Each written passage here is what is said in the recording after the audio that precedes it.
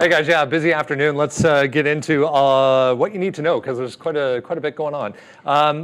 Long story short, we're going to get interest rate cuts, according to Fed Chair Powell, at some point this year, but the timing of which is still a bit of a question mark. So I lead things off here this afternoon with the US dollar 2 days in a row here on the back of Fed Chair Powell comments. Big moves to the downside. This again is a daily chart, so 2 days in a row getting absolutely smoked. Frank Caberno is coming up this afternoon. We'll get his take on and wrap up on the past 2 days and what it means for the overall market here.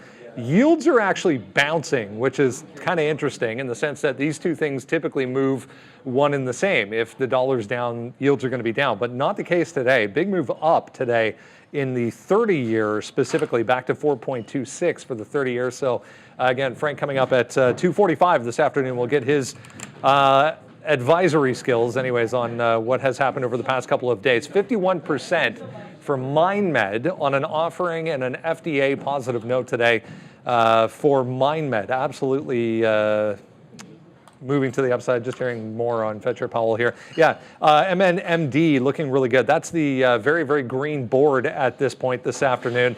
3.5% for, hey, guess what? Chips are higher again.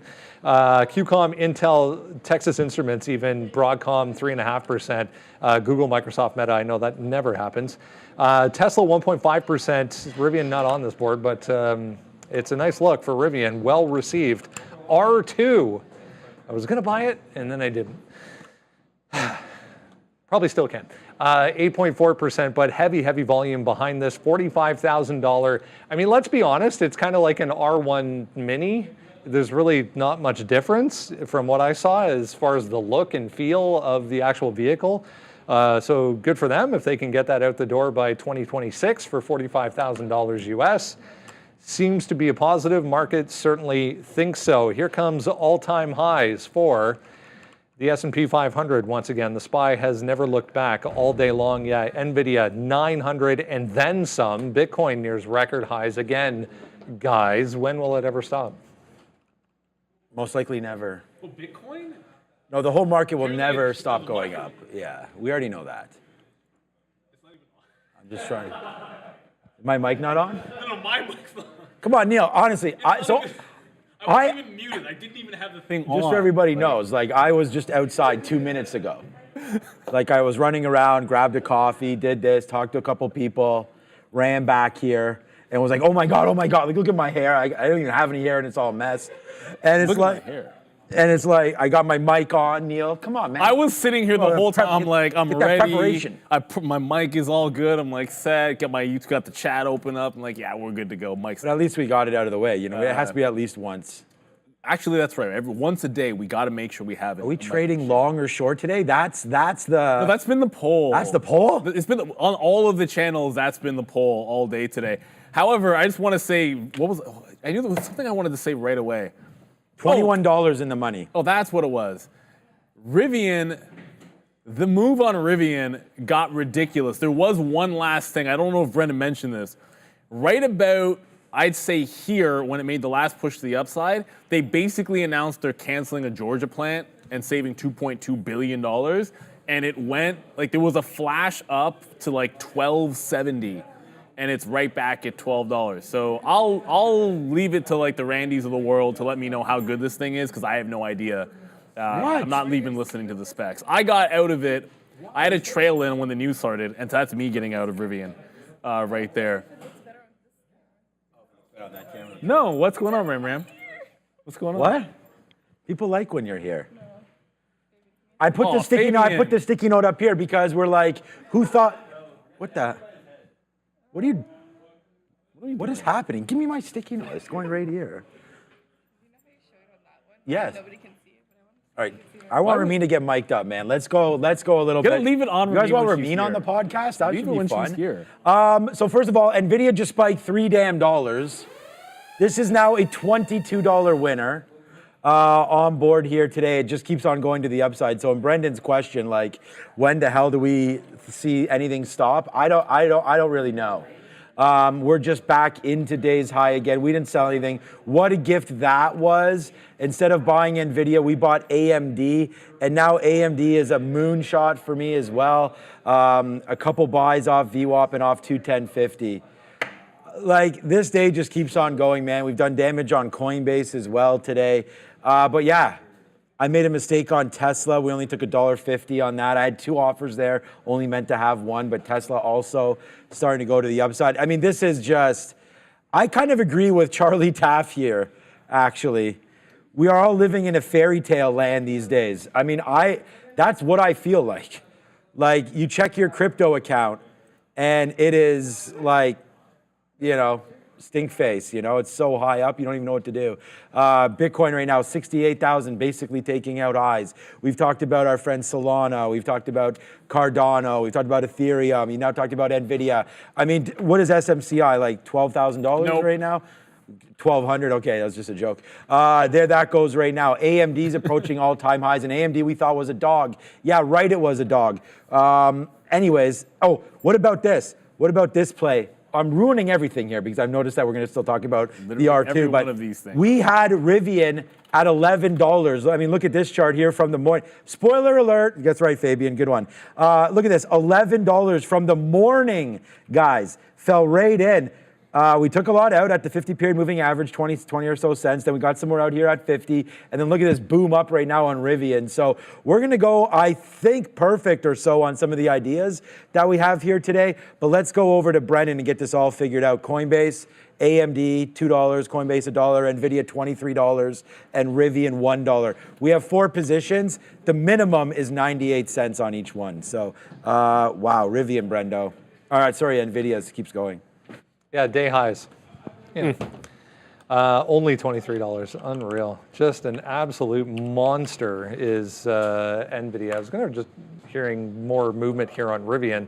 I was just going to bring up Rivian's news folder here to see if there's anything, but it's just going back to the same thing.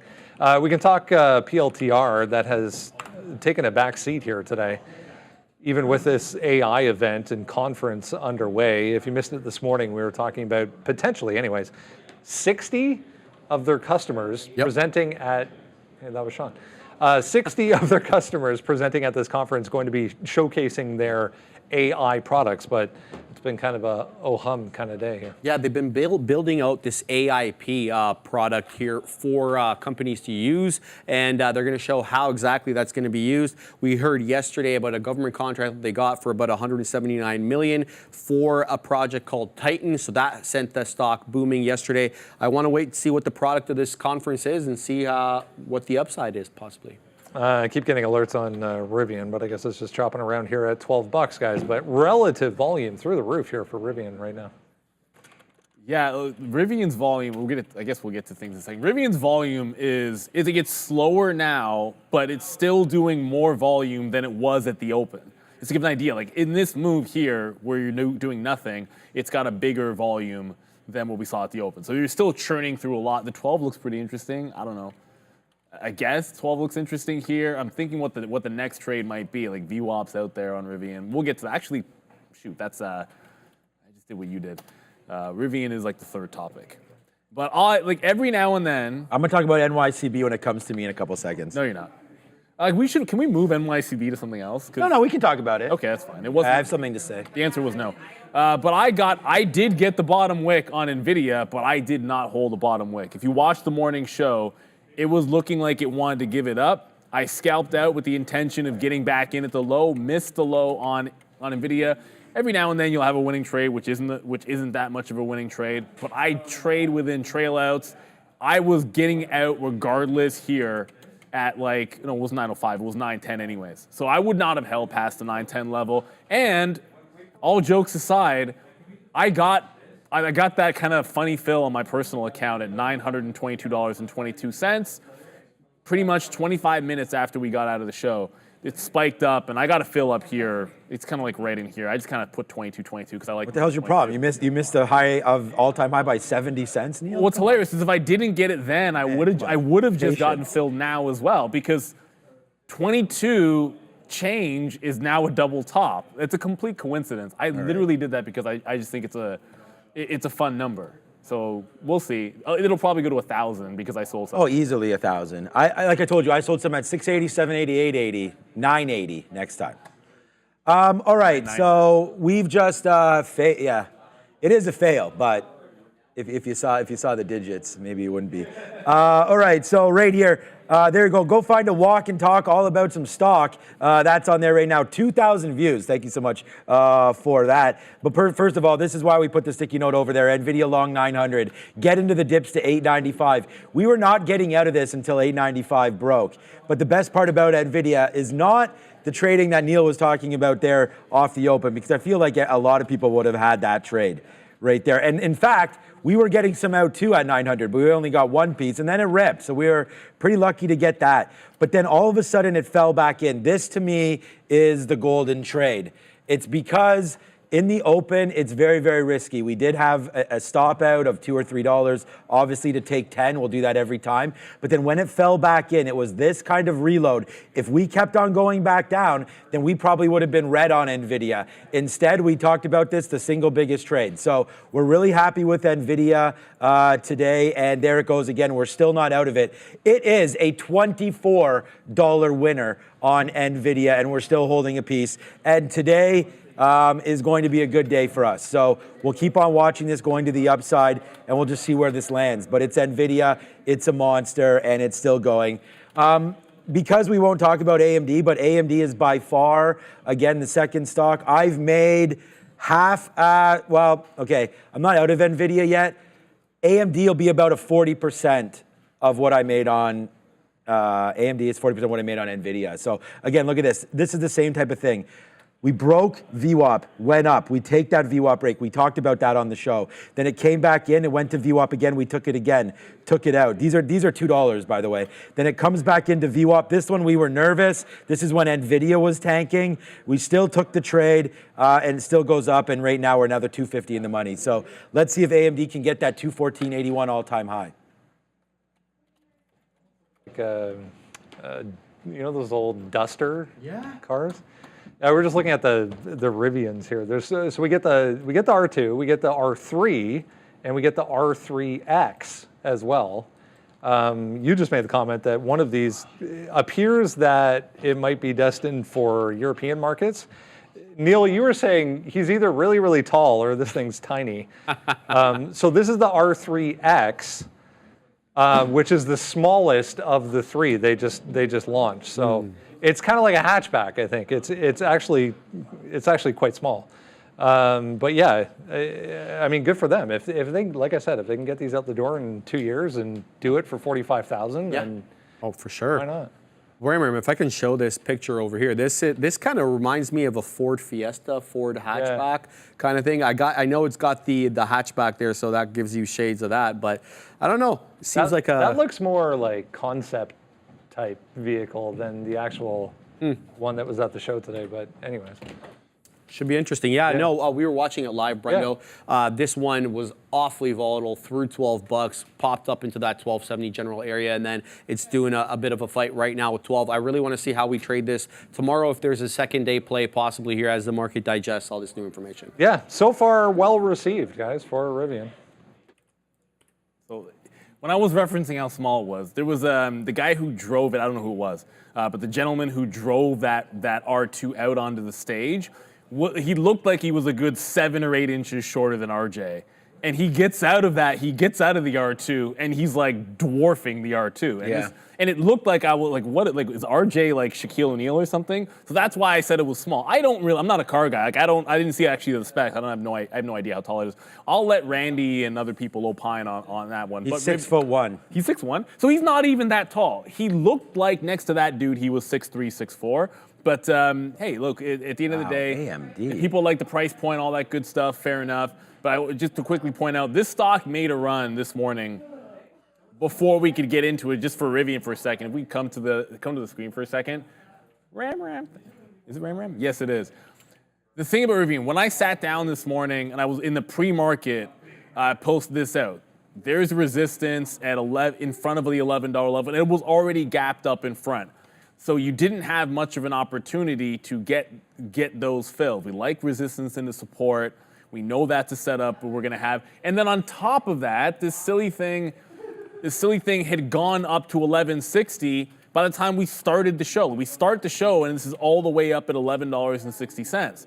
So now you're waiting for dip buys. The first one I liked was a new level, which was this breakout level into 11 quarters. That worked into 11.50, and then the $11 that we tweeted out this morning.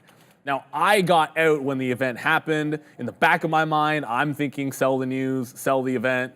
So really, I was actually anticipating going the other way. At least I didn't short it. Could have really confounded things by trying to short that there. But I guess I would have had a tight stop because that's my style of trade.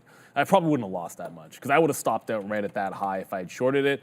At worst, probably a 40 short with a 50 stop.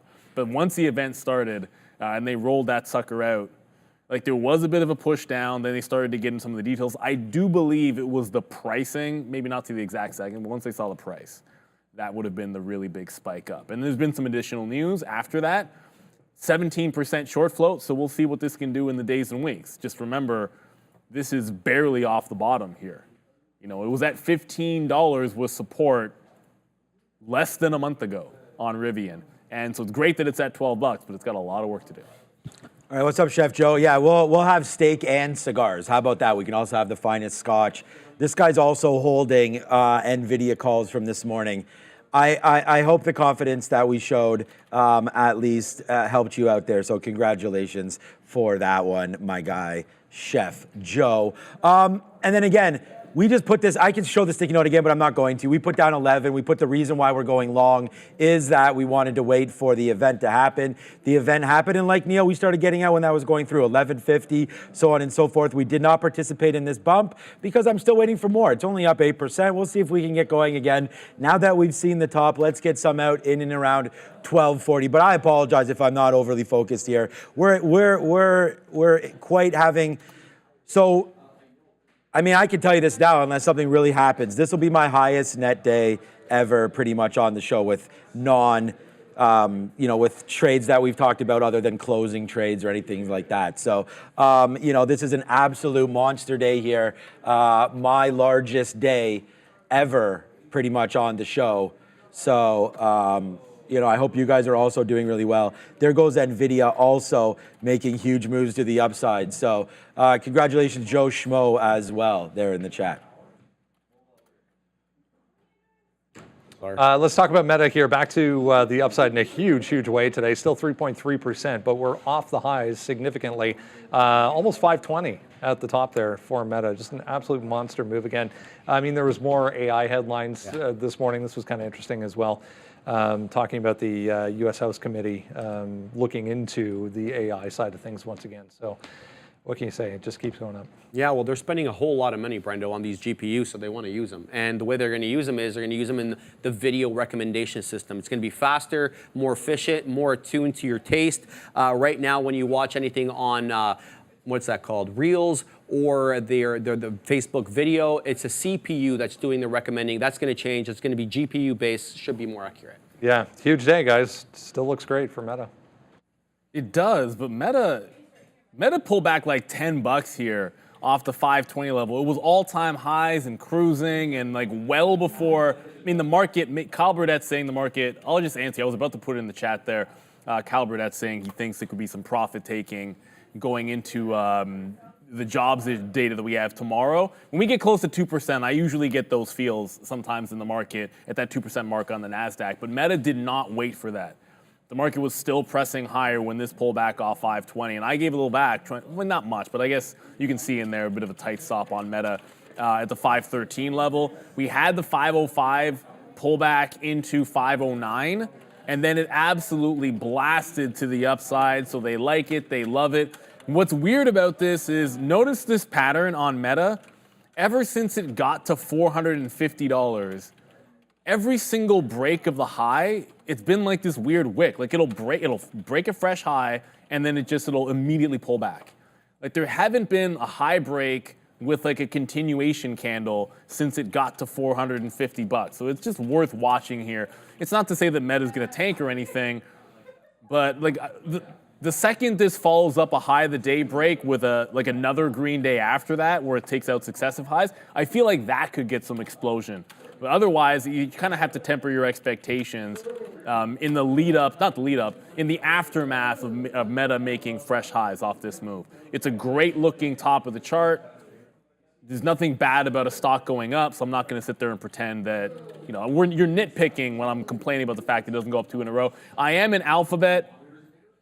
Sorry for this. I just cleaned this wick up, but I'm in Alphabet here. I just reloaded it at the same price we were trading it off. It's 134.30 is this local bottom. It's kind of hard to see. And I'm long in front of 50. I have been getting out in front of the 135 high. That's a little bit tricky to see now with that crazy wick up there. I don't need a line at 140. We're not going to get there today. All right, you guys were asking if we were still holding on to NVIDIA, but yeah, we are. You guys could see the thing at the bottom for our trades. Those are all the trades that we have on. We actually have on Coinbase as well. Still $1.60 in the money on Coinbase after shorting some of this. So it's been an absolutely nuts day. Look, we said earlier, if you guys. It's crazy. Like we're having a great day, and I want to thank everybody in the chat for all that. That's so kind of you. And thanks Patrick as well back here. This is the thing. We talked about this earlier today. When Meta was really starting to run, we were looking at the daily chart and like, you know what? This name was the potential today. 520. I mean, 5 to 520. This is actually better than NVIDIA because NVIDIA's up $20, but it's a $900 name. I mean, this is a $500 name, and it went 20. So what a move today for Meta, up 3 and a bit, continues to work out. Thank you for Taz as well out there, my guy, or they. But huge move to the upside there once again for Meta. So yeah, congratulations. This is a name maybe we could start trimming, but we've trimmed it already on NVIDIA, and I told you about how disastrous that's been. I'm wondering if we just start to trim on AMD, or we just don't do anything and wait to see, because although I would be the first one to tell everybody that we're in a bubble now, but the problem is this bubble is not about to burst, it doesn't seem like anytime soon. And by the way, I'm just hearing in my ear right now, US Steel moving around again, but it's not really doing anything. It is a nice move down, but just to get Nippon Steel, I don't know. This was the deal with Nippon Steel. Yeah. So we've seen this move before. And not much happened with it. It feels like it's every piece of news on U.S. Steel seems to take it lower. I can't remember the last time there was good news about that deal with Nippon. Oddly enough, I did not hear that in my ear. But Reddit is currently planning to price its IPO on March 20th. That's the top. So March 20th. Okay. Oh no! Wait a minute. Damn it. Okay, I'm gonna miss it. For a second I was excited. I'm going to Florida. But if they're pricing on the 20th, that means it will trade on the 21st. And I'm leaving on the 20th. Well, whatever. It doesn't matter. It is what it is. Look, IPO trades are we haven't made any money. IPO trades are a fun gimmick trade, but the last couple have been hit or miss. I don't know. For every good one, there's a bad one. But it's exciting to trade IPO. So mark that one off on your calendars. March 20th pricing. So March 21st should be the first day of trade on Reddit. Just seeing USW on Nippon Steel, and US Steel Deal says continue to be concerned about issues involving national defense. So that was right now, essentially, just coming out on that X and Nippon Steel deal. Let's continue along here just to wrap up NYCB. It did give you an opportunity maybe into the open, but as soon as the market opened, it's been a bit of a fade. If you missed it yesterday, absolutely crazy on this huge raise from Mnuchin's firm, more than $1 billion. Yeah, definitely getting this firm out of some trouble, Brendo, as they hold on to some toxic assets in the form of commercial real estate with rent caps. And that's obviously putting a bit of a top on how much they can charge in the face of inflation. So we'll have to see if this capital raise can help them get out of trouble. Yeah, still pretty high volume here on this thing today. Back downside right now, guys, for NYCB. So I didn't trade NYCB today, but I think you have some thoughts on it. No, it never broke the 4 level. It never dipped into 3. I just didn't want to take it off the list because it's done 100 million shares today. I feel like there are some people that are involved in this name. Look, they were looking for it's good that they sort of raise the equity now to give some life to the bank. You know, let them hang around, see. I mean, they can make money. They're a bank. I'm going to sneeze. But anyways, I don't know enough about it. It's just New York Community Bank, a lot of real estate projects, and we know that projects like that are underwater. We've heard in China right now how bad that's been with the higher rates. They got to have some capital to make it through. It's only up 4% right now. But what I actually wanted to say was, based on the movements here today, 4% is actually pretty nice and pretty calmed down. So I don't know, today may be a good day to go in there, think about options or something like that, because with a relatively calm down move here, you could see $5. And if we break this $5 top, then it'd be interesting to see where we go from there. So there was some warrants involved. There was Renaissance Capital, Hudson's Capital, and somebody else involved in this deal. So let's just see where it goes. The buys are at $2 and $2.50, private equity down there. So we'll just see. The bottom is right there. We crashed in yesterday, made a move back up. I just feel confident today that we are only down 4%. So, go long KRE, something like that, or just go long NVDA. That just keeps on going. It just keeps on ripping here. So good trade there on NVIDIA. And by the way, here comes RIVN. We're waiting here about 12.40, 12.50 or so to get out of RIVN. So again, we have multiple dollars on. Coinbase is trying to make moves in the crypto space, but I was just looking, guys. Yeah, we didn't talk about crypto. No, we didn't talk about crypto, but it's not moving around that much. Coin is going to be a pretty good stock today, but look what's happening. We'll just refresh this. It's Solana day today, man. Up 13% for Solana today alone, while everyone's favorite dog coin, I guess it's Doge or Shiba Inu. Funny that they're 10th and 11th in the ranking right there. But anyways, nice moves for Dogecoin in the last week and a half. 25 for Doge, 130 for Shiba Inu. But a couple days ago, this number was 300%. So come back in a little bit. Anyways, Solana right now number 5 and making moves in the crypto space, boys.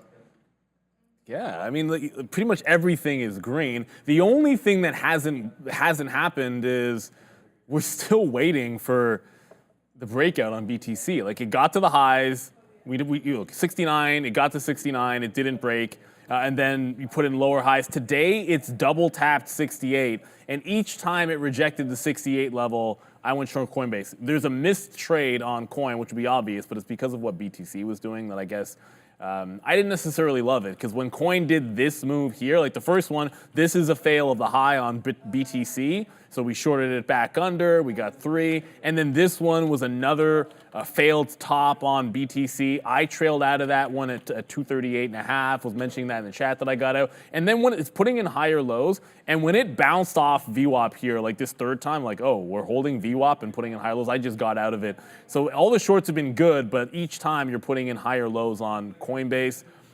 That said, I feel like if 68,000 goes, like we've been touching, kind of tapping it, pull back, tap it, pull back. Might just be an IBIT long. And I'd only do that because it's just easier to trade IBIT than the Bitcoin futures not Bitcoin futures, but the Bitcoin spot for us. Easier to punch into something that looks like a stock to me. But we got to keep our eyes on that. Eventually, we're breaking that level eventually if we're hanging out here this long. Let's go back to the desk. We're talking about IPO season heating up. We're going to get Reddit, apparently. According to the Financial Times, we're going to get Reddit March 20th. Oh, that's close. Nice. That's not far away at all. A couple weeks. RDDT. Okay, that's an easy one to remember. Reddit. Short side of things for the midday this week. What's coming up tomorrow? Tomorrow, the last lesson in the week on shorts. Tomorrow, we're going to be talking about minimizing risk while short selling. A key one for everyone, minimizing risk while short selling. Catch that with Adair and I tomorrow on How to Trade at 11. Okay, so HPDS just asked a question of me, and I might have said I was going to do this and then didn't, and apologies if I did. Are you going to do that training that you mentioned earlier today about dealing with trading mistakes? So the lesson of the day today was like opportunities where you're going against the trend or when you want to be cautious about a trend. But I do like that idea. So I'm going to write that one down. I'll go with, it'll be dealing with trading mistakes. I think that's a good one. So I'll kind of throw that one out there. Coin is trying to break through these highs without Bitcoin. Like, give me a break. Bitcoin just pulled back and Coin is breaking out. Logic is not with us at this point. However, What it does give us an opportunity is for this to be at a higher price, maybe, if we were to fail 68 again. So we'll see what happens with Coinbase. But this is when it starts. When it does that divergence, I want to get away from it. But I do like that idea, and we'll definitely I'll put that one in for the lesson of the day tomorrow, dealing with trading mistakes. All right. All right. Passports. All right.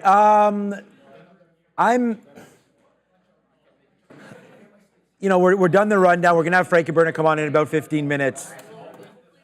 What was all that red stuff at the bottom? Was that IG stuff? Where? Oh, it was. Okay. I don't know. I thought, it looked like one of those Amber alerts. I never see anything. It's like all of a sudden, Sean, get out of NVIDIA or something. I was like, what? Okay. It's always gone by the time I go to look at it, though. That's the Yeah. Very, very strange. I'm just. Ooh.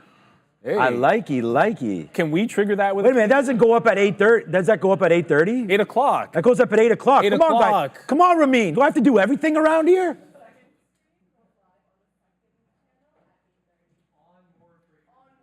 Oh, so it's only early on the main channel. So They're clarifying it. No, the dashboard is It's live still wrong, at 8 Ramin. o'clock. But I mean, there isn't a reason why. Put it back up. Let's put it back up and let's look at it one more time. So this is saying join us live daily at 8:30 to 4 p.m. at More Trader TV Live. So that's accurate, is accurate. because we put it on our stream, the currently one you're watching, at 8 o'clock. But So it could Ramin just be remains up on both at 8 undefeated o'clock, again. too. It could just be up at 8 o'clock on both. It doesn't matter. I mean, it doesn't matter. I learned my lesson a long time ago. Ramin Ramin is right. That's it. End of story. I'm not going to It's discuss like this rapping. anymore. We're going to go shorter on Coinbase. More short. More short. Is that proper English, Ramin? We're going to go more shorter right now on Coinbase and do our very, very proud maneuver for our English Extra teacher short. there right now. All right, so we're not getting filled at all because we're waiting and it's not going to fill us. So hopefully Coinbase will bump up, we'll get another fill. And then we're going to go against, my stop right now is 242. So again, we should have definitely taken that fill. We actually got out. We only have a third left. We're going to wait to see if that works out. So we're $25 in the money on NVIDIA, but the thing is like I'm going to use this 50 period. So this is the first time I've ever put a stop in the last 2 hours. I'm going to put one in at 9:22. It's already 2:30. I mean, I guess we could hold right. I mean, do we want to just hold for the close? Let's just hold for the close. Honestly, whatever. At this point, I just talked myself into doing that. So we'll wait for the close on that one. We're not going to be getting any Tesla love anymore. Darn it. I knew, and I actually tweeted this out. If you guys are following me on Twitter, thank you so much. You're getting a lot of views today. We posted something up about DocuSign. We just posted this on NVIDIA with a live level 2 as well. We talked about some movements happening today in various stocks, so that's there. We also talked about DocuSign with some different options offerings going through today. Look at this. So here's Tesla. We tweeted out that we're in. I had an extra offer there by accident. Out Tesla. Hope not too soon.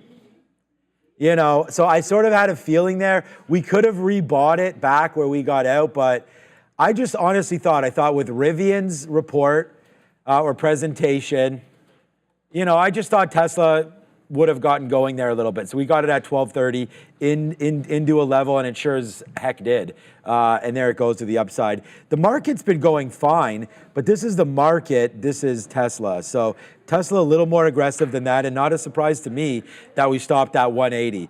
But the target would have been probably here. So I probably would have got out at 179 anyways into that recent hop. So that's what that is. Okay, we better put our stop in maybe here for NVIDIA. Mateo just asked why, because I just said I'm looking at ARM for potential short. Why not try to short Tesla triple top? Just asking why. So I'll give you my explanation. So this is the NVIDIA chart versus the ARM chart. These are both 3-minute, but they're not completely synced up, obviously, as you can tell there. So higher highs, higher lows on one side. Breakout, ARM was making higher highs, and then all of a sudden, it reversed at 145. We liked the short at 148. It never got there. Well, 150, really. We would have started around 148, but it didn't get there. Then it broke down VWAP. All of a sudden, opening range top, opening support 142, and now consolidating underneath the 142. So it's the setup that I like. To me, I like trading setups, and Going to stick to that. Okay, now we're just apparently missing yesterday's trade.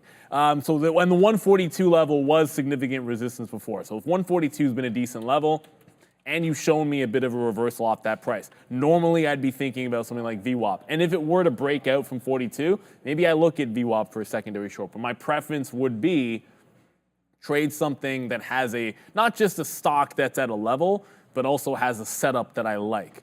Lower highs, relatively weak compared to its peers. I know it's up 3%, but look at the actual momentum of this thing since about 11/20. Since 11/20, this has been one of the weakest chip names that you will find. I am in Alphabet.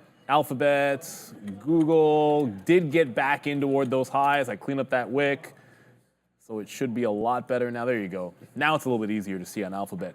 So since it pivoted at 134, it's been putting in a series of lower highs. After this last one where it tested in front of 135, I got the long, took some out in front of that high, got the long, taking some out in front of the high. I want to be long when this thing breaks 135 with the optionality to add to it. There's a bit of a gap fill here. It's not a huge one, but if it breaks 135, you go all the way back to the fourth, and you've got 136 change. From there, a lot more room to the upside. Alphabet's been struggling. But you know what? Today, it's regained the 200-period moving average, and that's never a bad thing. So could this be the start of a move up?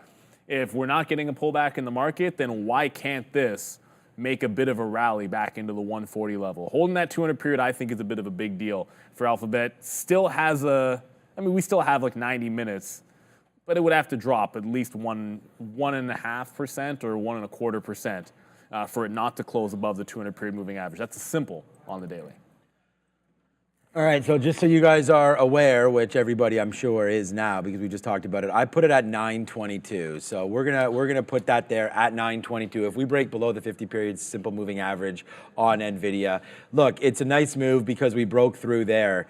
And it wasn't really respecting this. So if we just continue to climb up, we'll be able to watch out for that. At some point, it will break it. So, we have to be out of this trade at some point. So, when and if that does happen, we will get out. So watch out for 922 breaking, and hopefully it breaks a little bit lower. If it breaks, it doesn't break too aggressively, and we're able to get out at a decent price. So we'll watch out for that. We have it a little bit lower than that, but that's generally the idea, 922 break on that one. And then look, man, we have a 925 high. So if we can get back up to 925, I'll consider, if we can break above 925, then just flipping it over to 925. So that would be a decent trade there. All right, so Palantir today, let's have a quick look. We held the last 10%. I didn't even realize we got stopped out of there. I was gonna say, where's my Palantir trade? Palantir trade, man, very much better result today than yesterday. As yesterday, we got this bottom, but then we didn't get it all out at the top. This time we did. Then we averaged in again, and then thankfully for us, this average in made the move back to the upside. And there it is. We are now out of that NVIDIA trade. So we'll ring the register on that one for NVIDIA. So now we are out of that, a $21 winner. But the idea here was with AMD, I still have a similar out. Yeah, that was a good moonshot right blowing there. Up the moon. I don't know. 212. So the next stop on AMD is 212. So again, we were just holding pieces on that one, and that's what it is. It's that, and then I'm just trying to go over everything because we're gonna have Frank coming up here in a minute. We are pennies away, 12.35. I may just get rid of this Rivian. I think Rivian can go. Let's cancel it. Apparently, I think he's done now, but he was just on another network, RJ. Okay, yeah. But the last little bump up, I might have had something to do with that, but Maybe. It bounced off. Yeah, it could have been. We bounced off VWAP right there. We got a great hold at 1180. That was that hold there. It held again. So 1180 looks to be pretty good to go. That 1180 means that we've basically secured the bag now for at least 75 cents because we're long at 1106. If it ever breaks VWAP, we can just get out. So let's just see if we can ride for a minute with that one. And of course, like I said, we wanted to get shorter on Coinbase, but we missed it. And we're out of NVIDIA here. A little bit sadness there. We got out at 921.85. Right there, so it was a pretty good fill. Happy with the slippage, but now you can see it's even $1 higher than that. So we'll hold on to AMD. Hopefully that one will work out, and we'll be able to ride that back to the promised land. But we are out of NVIDIA. We're not going to be able to top ticket today, but we came pretty close. Tesla's now breaking 180. I see everybody on the chat. Yes, it is. Better. Should still be long that one. That's the missed opportunity for me there, I feel like. Although, my number 3 stock still. You can't complain too much. DocuSign tonight, I see. Well, sorry, I was actually just about to, I was just about to pull up DocuSign, but I wanted to show this. It was this chart that I wanted to see. So we'll get the entire board up a little bit later for earnings. DocuSign, Marvell, AVGO, Broadcom is going to be reporting. We'll see what happens with that one. But DocuSign's the one with what I thought. I was wrong about this. I actually thought this had a decent short float, but it's only 2%. That said, look at this hold on the daily chart. This would be like when you look at this too. Look at it hold right down here at the $50 level, and now trying to stair-step it up, and it looks like a pretty significant breakout level at 55, like 50 to 55, and then the top up here is like 65. I don't know if the implied volatility were to actually be like 18% or something like that, exactly $10 to that high, that would be pretty spicy. But there's a lot of earnings tonight after the bell, after what was probably a quiet earnings night last night. Like, what was the big earnings? There really wasn't much of anything that was big last night. Then you get a few interesting ones to get back into the earnings craze, I guess, for volatility, because we basically had like 15 to 20% movers most of the week, with the exception of earnings last night. Back to you, Breno. Sean, first of all, did you go to Coffee Island? No, but I do like coffee. This is actually, not proud to say this, but this is 7-Eleven. They've got dollar coffee on now. Yeah, but Never mind. Tastes pretty good. All right. Better than Tim Hortons.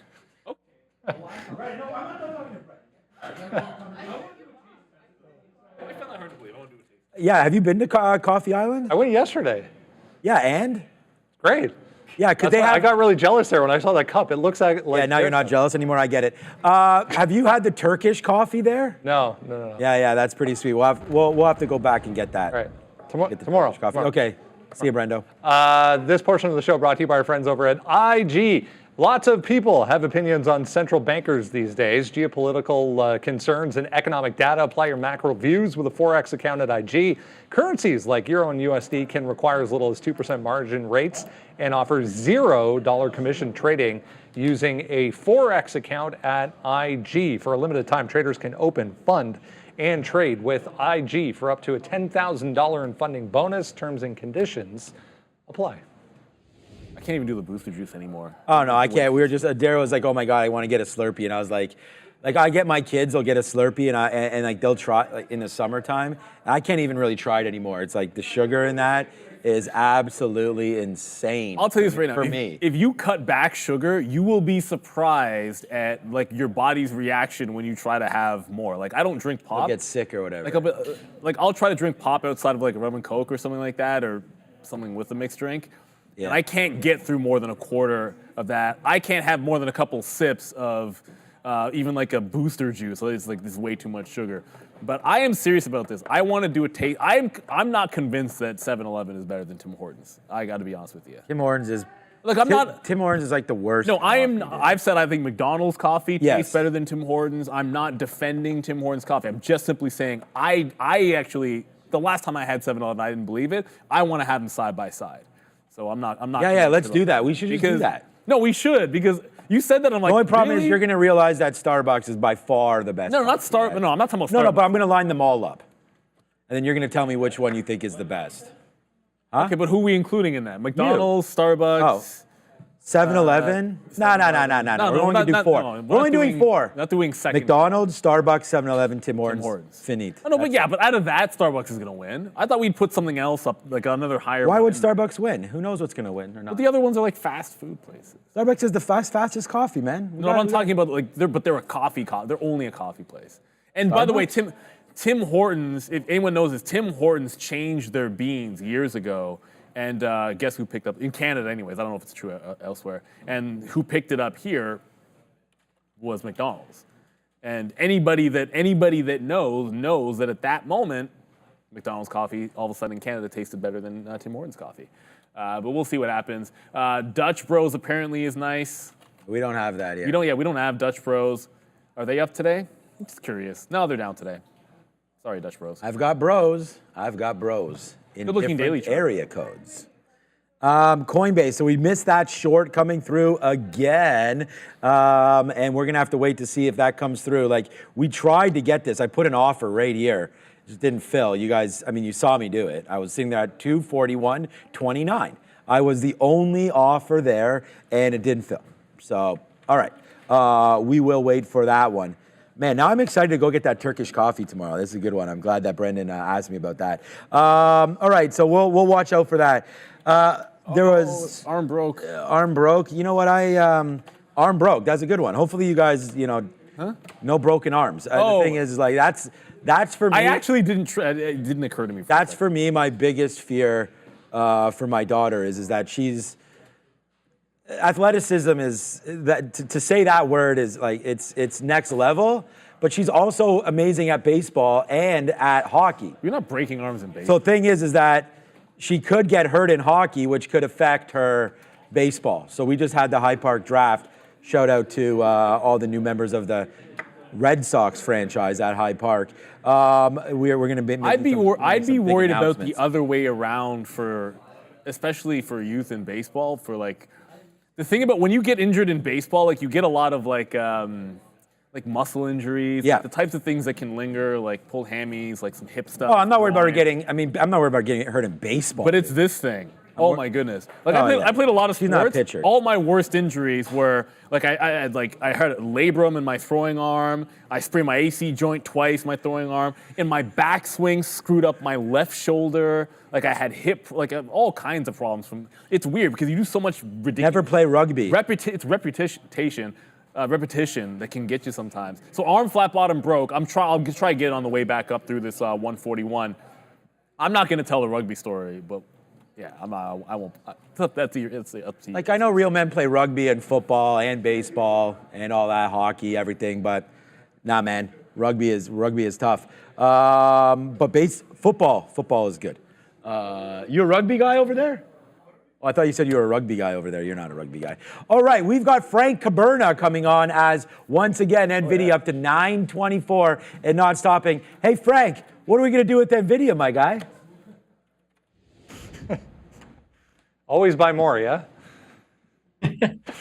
I can't give out a recommendation, but holy smokes, that thing is some of these stocks, absolutely nonstop. Makes no sense. A lot to discuss here, Frank, this afternoon.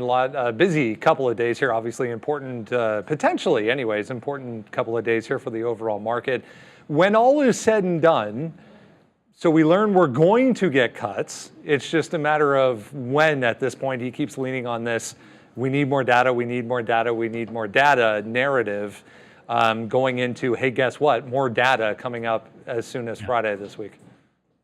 Yeah, I mean, it'll be, I'm surprised, honestly, by how much action we got, given that non-farm is tomorrow morning, and that's going to be, a huge piece of that more data piece that's going to fulfill Powell's prophecy of rate cuts coming at some point this year. And that seems to have been enough to send stocks through all-time highs. S&P, last time I checked, was printing through those highs, and gold market as well, just unrelenting. Looked like it was going to take a break here today, but not a lot of downside to be seen in that gold market, as well as interest rates moving lower, US dollar moving lower.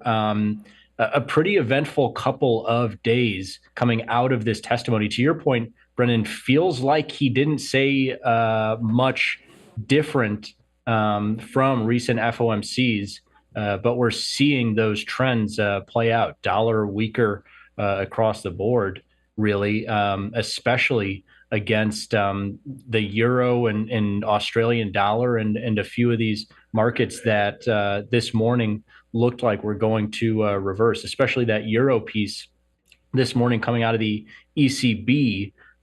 They held rates unchanged at 4.5%, which is, as we know, 75 to 100 basis points lower than where the U.S. has rates. And because of all this interest rate activity in recent years, you've seen a euro market as low as below parity able to fight back to trade around 107, 108 the last couple of weeks. And in recent trade has gotten above 109. It broke right after that ECB meeting came out. And then as the U.S. stock session kicked in and Powell's speech kicked in, euro bounces back and U.S. dollar gives ground to pretty much every major currency across the board, Brendan. Yeah. Does it matter at this point, I guess, the simple fact that Euro's unchanged, Bank of Canada earlier unchanged, the Fed seems to be pointing in that direction, at least in March at this point, unchanged, but going to change at this point. Does it matter on timing really outside? And the answer to this is we're at all-time highs, so no, clearly. Yeah, I think the timing piece does not matter that much to stocks and gold and some of these markets that are just racing through their highs. I think it's part of the story, right? I mean, the stock market, the gold market, all of these markets are always going to be affected in some way by the interest rate story. But yeah, I mean, the fact that Powell confirmed that rate cuts are likely to come in 2024, I think that was almost enough, Brendan, to take some of the resistance or something, maybe almost like interest rates were holding back these markets just a little bit, because gold, you'll remember, was trading around 2050, 2100 for the last several months here. And I think every time it would take a dip or stocks would crash a little bit, like we saw earlier this week, part of it was this kind of in the back of our brains being like, man, if these inflation numbers and employment numbers don't head in the right direction, they could not cut at all in 2024. And it feels like these markets have already kind of priced that in. And so if they were to not cut at all in 24, it feels like that was kind of holding back those markets. And Powell just coming out and saying, yes, we're looking at the data. We're still dependent on the data, but rate cuts are very likely at some point in 24. Those major asset classes, commodities and stocks, don't seem as interested in the when conversation. But you're seeing interest rates and Forex really bounce back and forth with that conversation, because that is more of a timing game, right? I mean, on the way up, you saw bouts of euro strength, pound strength, Canadian dollar strength flash at certain times, because it looked like some of those non-US economies might be hiking interest rates further than the US. And the US ended up being the strongest and the first to get to 5% and beyond. And that was the resounding effect that sent the euro down through parity, that sent Australian dollar down below 55 cents for a brief period, that sent the pound down to $1 and a nickel. Those huge price extremes were on the timing factor, even though, to your point, after the dust is settled, everyone is pretty much around 4 to 5% in that range somewhere.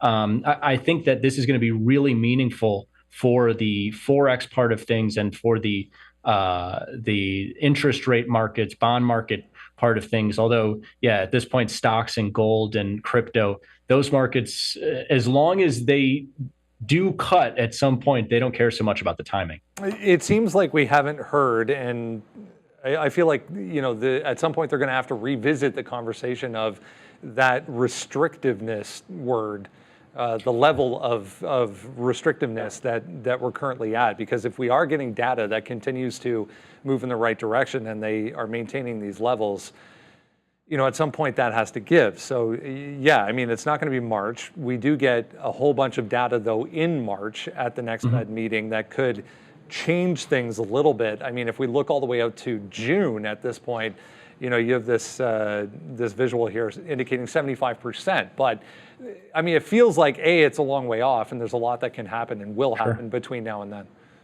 Yeah, and I only bring up June because this is the nearest term meeting, Brendan, where the odds have actually moved in the direction of a cut here this week. These odds were 65% last week. And when I jumped on with you just 2 days ago, they were 70%. And so throughout the testimony, the likelihood of a cut in June has increased, whereas it hasn't in March. That seems to be gone. Unless, I don't know, we would need a non-farm tomorrow of 0 or negative, or a CPI next week of 2% or under, maybe to get that March cut. That one seems out the door. The May one didn't shift really. It's stuck there at 20%, whereas in June, now they're up to 75%. And so this one actually, now I'm going to go back against what I said just a couple of minutes ago. This one, if these odds in June,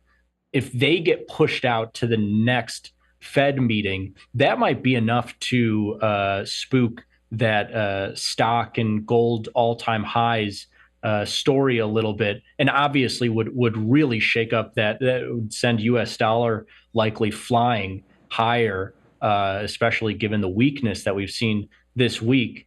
But it's looking like they're really pricing in that June cut. And yeah, you're seeing in the last 2 days, especially the 10-year yields dipping now down, getting close to that 4% again. Didn't quite get to 4.5%, a decent bounce to start 2024, but not able to get back close to the highs, not able to fully, like I say, get into that range of like, they're not going to cut at all here in 2024, and maybe rates move even higher. Didn't end up eclipsing highs. And now, yeah, the 10-year looking at 4%. And now I'm wondering, will that 4% hold if they do get down there? Or do they start to price in some more cuts? But it's just funny, you know better than anyone how, Brendan, this stuff swings so quickly back and forth. It was just a week or two ago that we're talking about how US dollar is strong once again. That dollar yen chart was ripping through highs. And it was just 2 weeks ago that 10-year yields were looking like they were going to get to 4.5%. They're not solidly in one direction or another. And that's because we're not solidly in an interest rate cutting environment yet.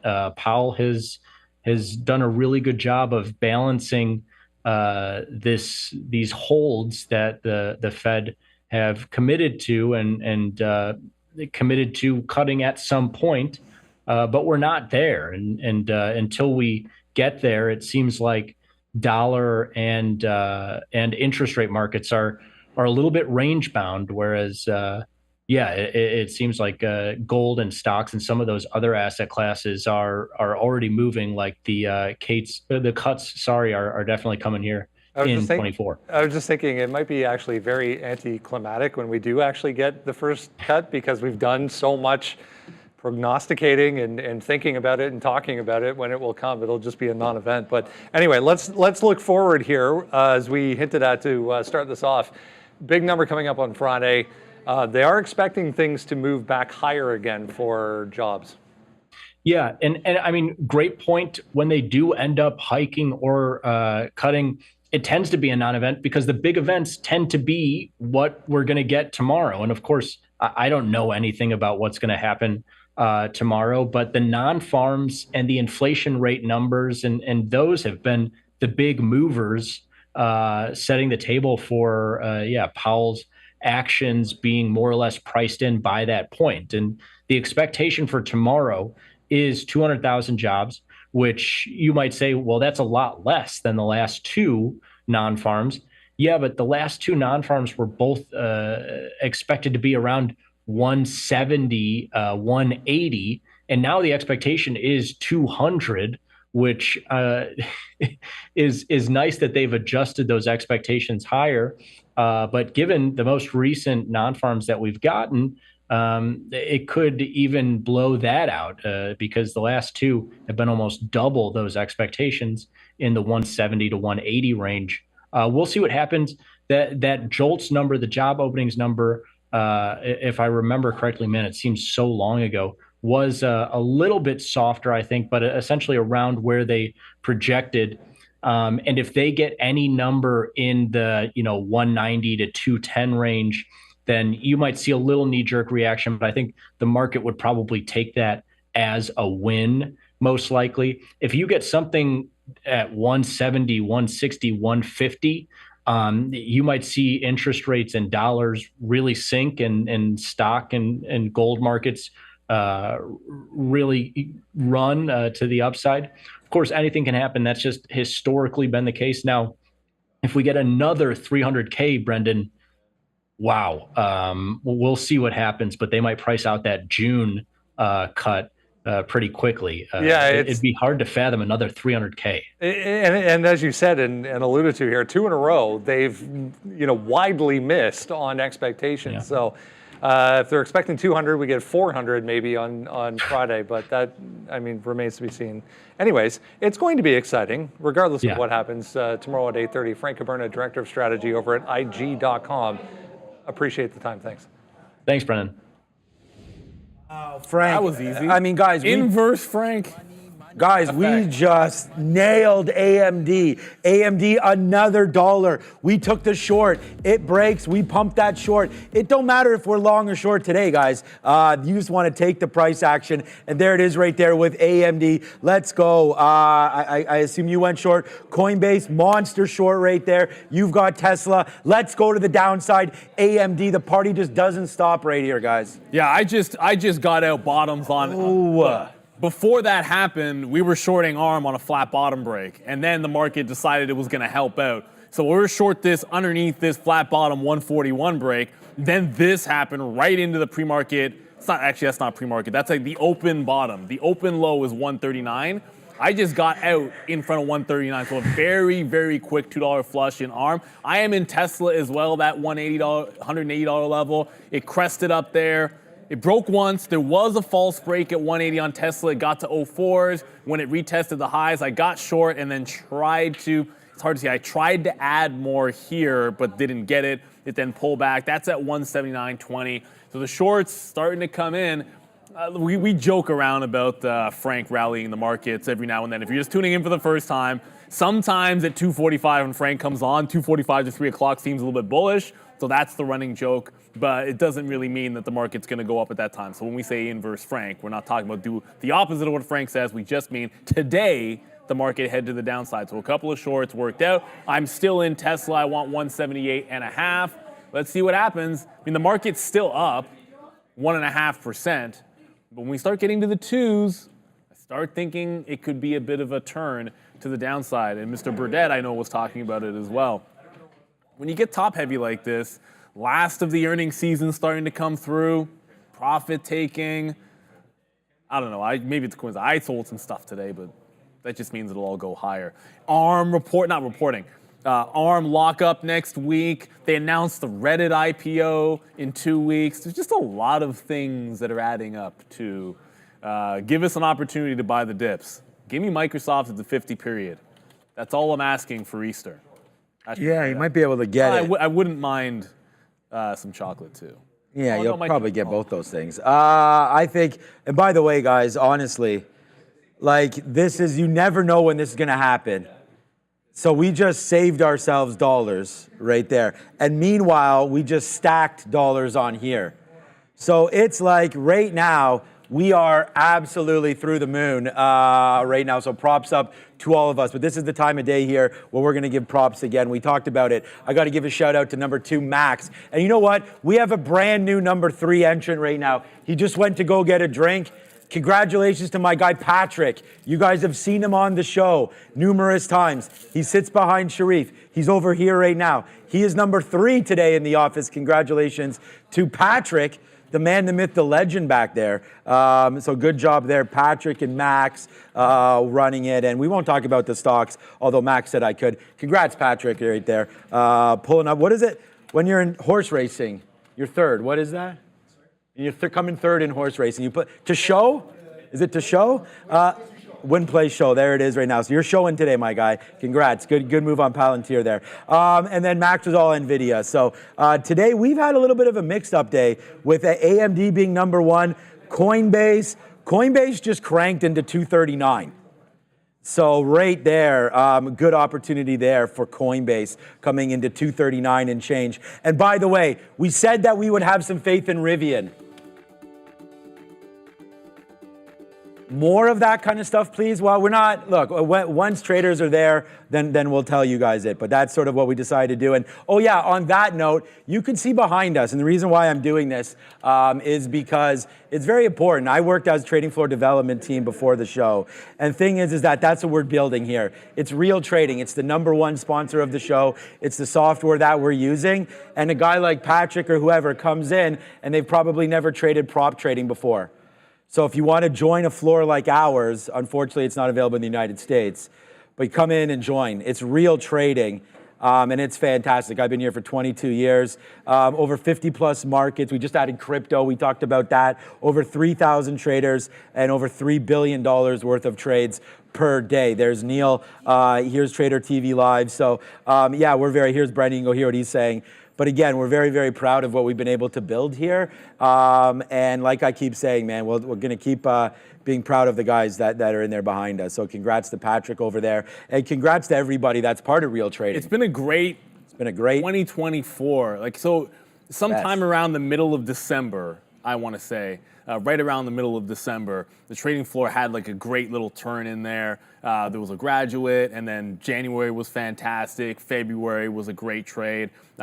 Almost everybody, a lot of the guys, not everyone on the trading floor is ever going to be green on the month, but it was a good positive month for a lot of people in February, and March is starting out really well as well. And we're going to have, every now and then we have like Obi will come on, and there's actually somebody, I'm not going to spoil it, but there'll be someone on in a couple of weeks that you haven't seen in a while, but I'm not going to spoil that just yet.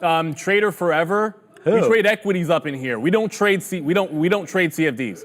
Every equity trade we make, you know who it is. We mentioned it yesterday because the whole Sharif and myself are going to be here. So I don't remember who it was. No, but I wanted to finish the question. We don't trade CFDs at Real Trading. I thought Sharif got it all figured out. We trade equities. We trade. There's futures trading. There is actually forex trading, although neither one of us trade. I did some testing on forex when they brought it to the market, and that's about it. But no CFDs here. You're engaging with the actual market.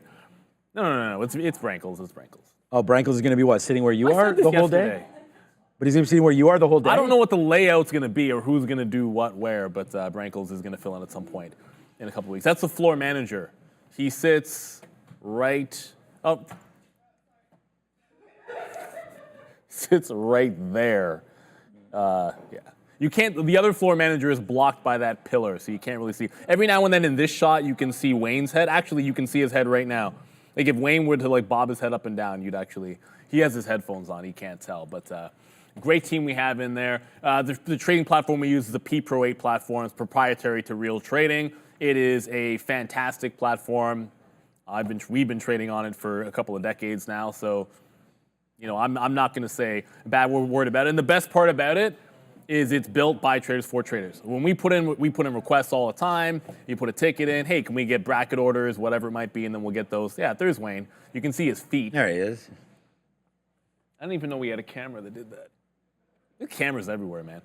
So let's go back to the market for a quick second here. We're still very gently rolling over on the market, only because like it just had a good pullback. Like everything you saw was great for shorts, but let's keep in mind, we just pulled 50 points down on the NASDAQ, and we were up from the bottom this morning about 240 points. So, I don't know, like 20% of the move got pulled in, and you're still hanging on to the afternoon support.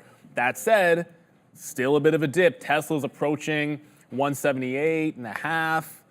Let's let it press a little bit further. I like trailing things. If we're breaking support on the NASDAQ, then I should be putting a trail in instead. ARM still bouncing. I wanted this to come back into 140.60. Like that was a great way. When the market just sort of rolled over, ARM caught a bid at 139 and just shot to the upside. So I want to be careful going back into this to the south side. The Frank joke. Yeah, we just talk about that sometimes, about him busting up the market. I want to say a big thank you. Again, Renata goes, Neil, what are you eating? I don't know if he was eating anything. I said something about chocolate, and I think it was Ram or Fabian. I didn't notice, just threw a truffle at me. Okay, so he's eating a truffle. Thank you so much to Icky22. Sean is the best live trader I've ever seen. He's been day trading, or she, for 16 plus years. Thank you so much for that one. It is tougher. That's a tasty hot dog. You're damn right about that one, Angry Bear. It is tough to trade live. AMD going to go red? No. How far is AMD? I mean, I'm holding this. We're now $1.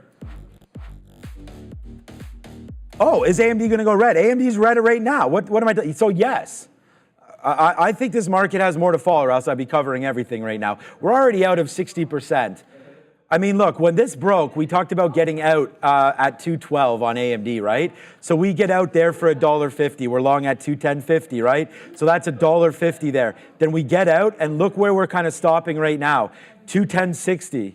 So we're right here, right now, on AMD. So let's let this thing fall back in one more time. The only thing that's been not working out for us, and maybe it will, we're still willing to take this short. We could have covered down here. Maybe we'll just cover Coinbase. It keeps on bouncing in and around 239. I'm waiting for that. Like, I was in this position here. It went to 237. I didn't get out. So I still think there is lower to go here today, but we'll wait. And remember when we said earlier, when I put the sticky note at 8:15, that I said that we were bullish today? We had all longs on there and that we were bullish. So the NASDAQ has doubled since then. It was up 0.7. It's now up 1.5. This has been the biggest change, I feel like, for me, is just figuring out which way we have a bias towards, and then just try to trade that way. And now I'm thinking a little bit south side. What's up, Adara?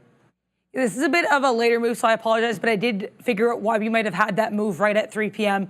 across the markets. We got U.S. January consumer credit numbers. These were a lot more significant than expected, so the actual number came in at 19.495 billion versus the expected 10 billion, so almost 10 billion higher than expected there. Apologies for the lateness there, but that could have been what moved the SPY here into the end of the day, guys.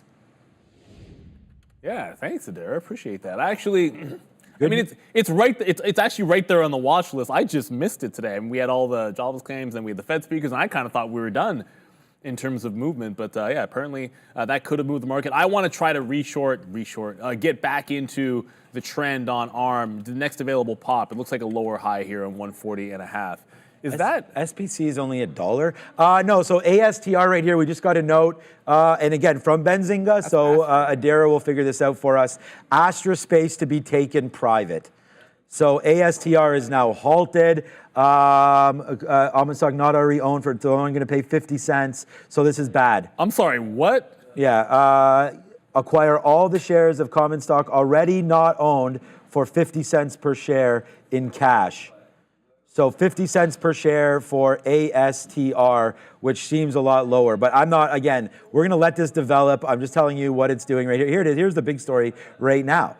Here it is. ASTR has entered a definitive merger agreement, which acquiring entity has agreed to acquire all shares of the common stock for 50 cents in cash. So an absolutely destructed stock there. Sorry if you own anything space related or anything like that for ASTR anyways, as they're going to now get bought out at, oh, the thing is, okay, they've already split. So they already split all the way to the upside right now. So does it suck from where it was? Yes. Yeah, I thought but probably not. You guys, yeah, I'll leave the figuring out of value. Yeah, when you look at deal values, you have to usually look at like an average value over the last like 6 months or a year.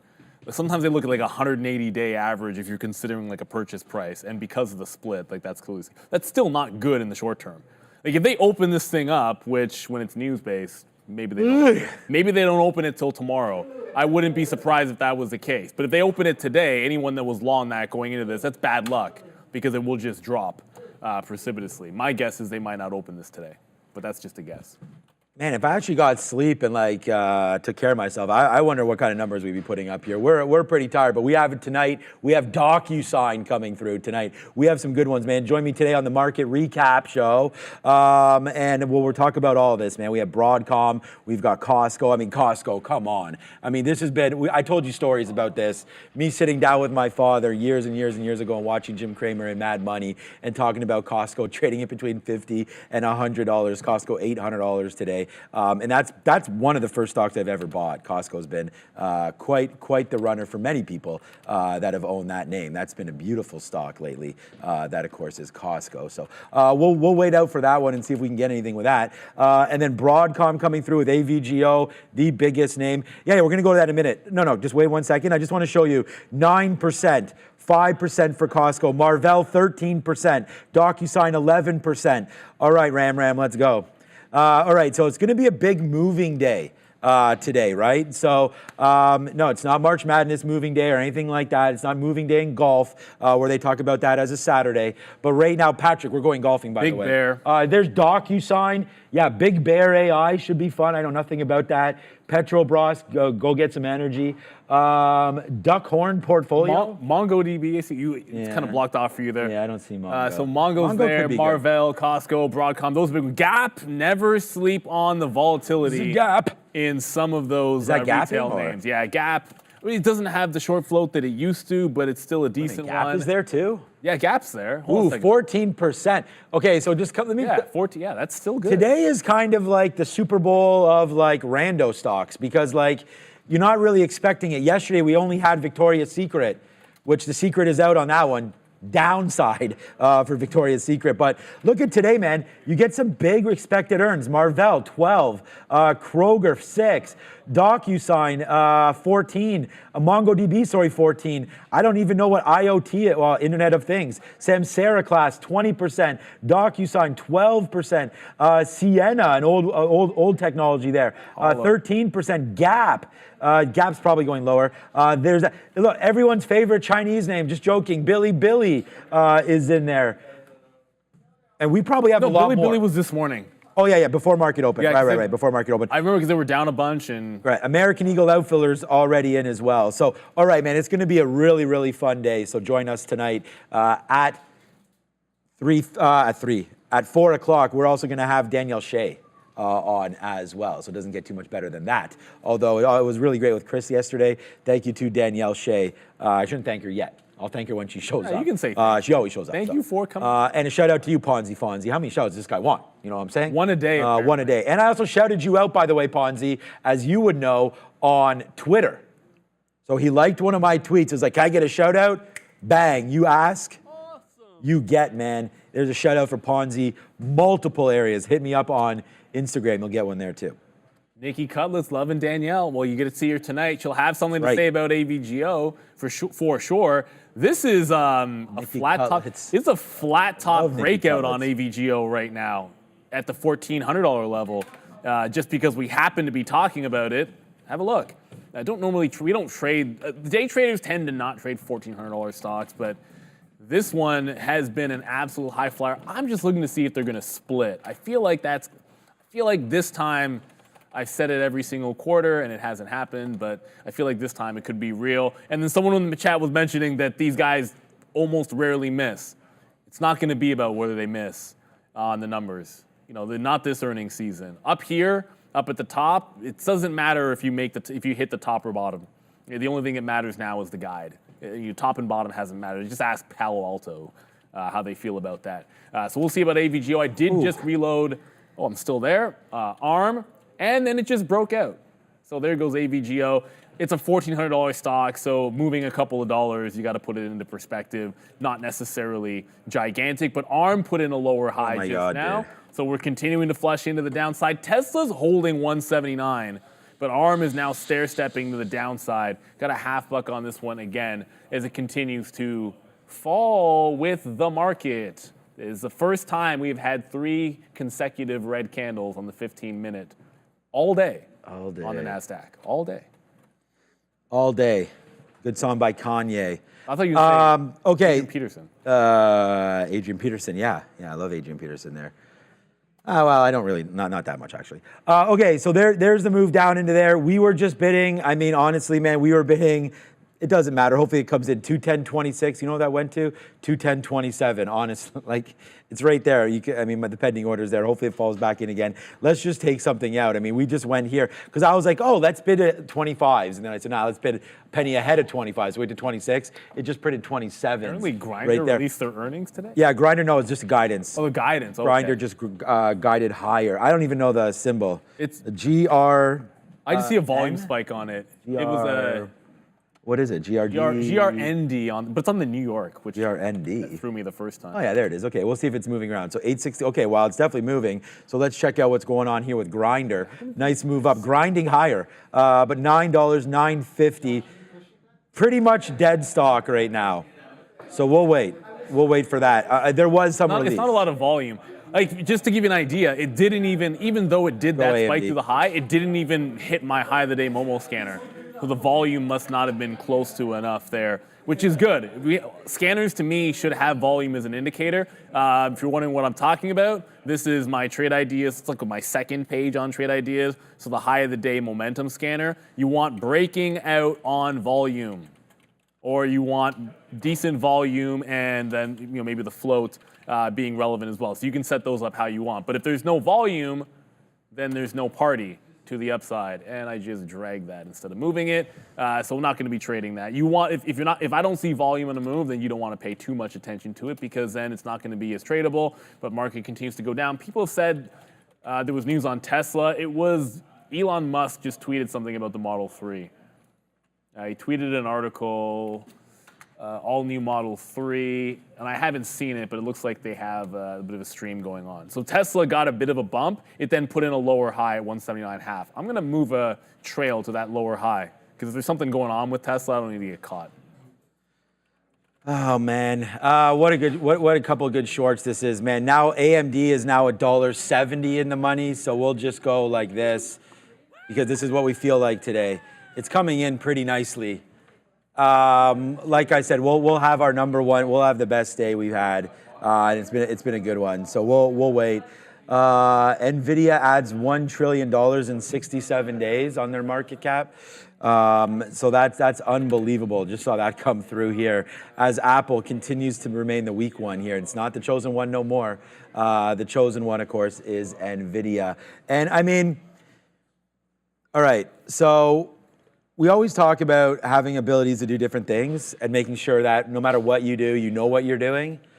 Well, here's AMD today. I can't think about a better example. We were long AMD, right? All day off this until something changed. We broke through the 200 period right there. We saw NVIDIA starting to come in a little bit. So that's what we did. We just broke the short. We broke the short back in. We were watching the futures, right? We're sort of topping out there. We took the short back in. So not only is AMD going to be clearly the number 2 stock here today, it's not even close. We're also going to just keep adding to it right here with that kind of a move. And then finally, for once, we finally made, looks like potentially, maybe not, made a good decision there because I know I would have got out right here at the 200 period break of 919.50 on NVIDIA. Instead, we saved a little bit of money and got out at 21.85 right there on the break lower or whatever, 75 right there. So far, so good. We do have a story. Are you going to talk about Archer Daniel Midland? All right, let's go over to Adara. Yeah, thank you, Sean, for passing that over here. Yeah, we had, as you can see here, January 22nd, we had that massive move down on Archer Daniels Midland, basically finding out that there were some criminal issues going on here, an investigation going on. Now we're getting some news here, and as you can see, we have this big drop here on the 3-minute chart that FBI agents have delivered grand jury subpoenas to current and former employees in Illinois as the accounting investigation escalates. That's according to Reuters, citing sources. So we had a little bit of move down earlier. Now we're getting an increasing move down here in ADM. If we see anything on this, I will let you guys know. All right, well, yeah, we just, we got a little greedy there. We were just 40 cents in the money down here at 80s and didn't put any bids out. Now we have a bid out. So we'll see what happens here with ADM. Thank you, Adara, for that news. Let's go. We're in the 80s, baby. Can we get hit here in the 80s on Archer Daniel Midland? Let's see if we go to the downside here as well for AD to the M. Starting to make moves here one more time into the downside. Yeah, go. There it is, another 40-cent winner right here. Let's just see how far we can go down, man. Short at 20s, out at 80s. Let's see, well, actually 85 there, whatever the price was. Now let's see if we get back in even lower than that as ADM just printed the bid and now starting to work lower here. Again, Alfred talked about this name before all this stuff sort of happened. It's like a value name. Yeah, when was Alfred on? Do you remember, Adara? Was it? End of December. So, yeah, so not a great call timing-wise, but again, you know, although if look into it. If you were trading it and didn't have a stop under 69, you have the daily chart up? I have the daily chart up, but like if you were trading this, I would imagine like underneath here, you would have been like, oh, once it broke 69 even, it went down for multiple days after breaking support. Like there was like a week that you could have got out when it broke that bottom at 69. Yeah. Before the report came out, like it broke the bottom. That's like 1, 2, 3, 4 trading days underneath support, and all red before that came out. So really, as far as the level goes, that was a good spot, and you had an easy out. But yeah, that's not. I mean, subpoenas are not a good thing. No. I can't think of a positive context for that. So yeah, you hate to see. Not really moving. You hate to see that.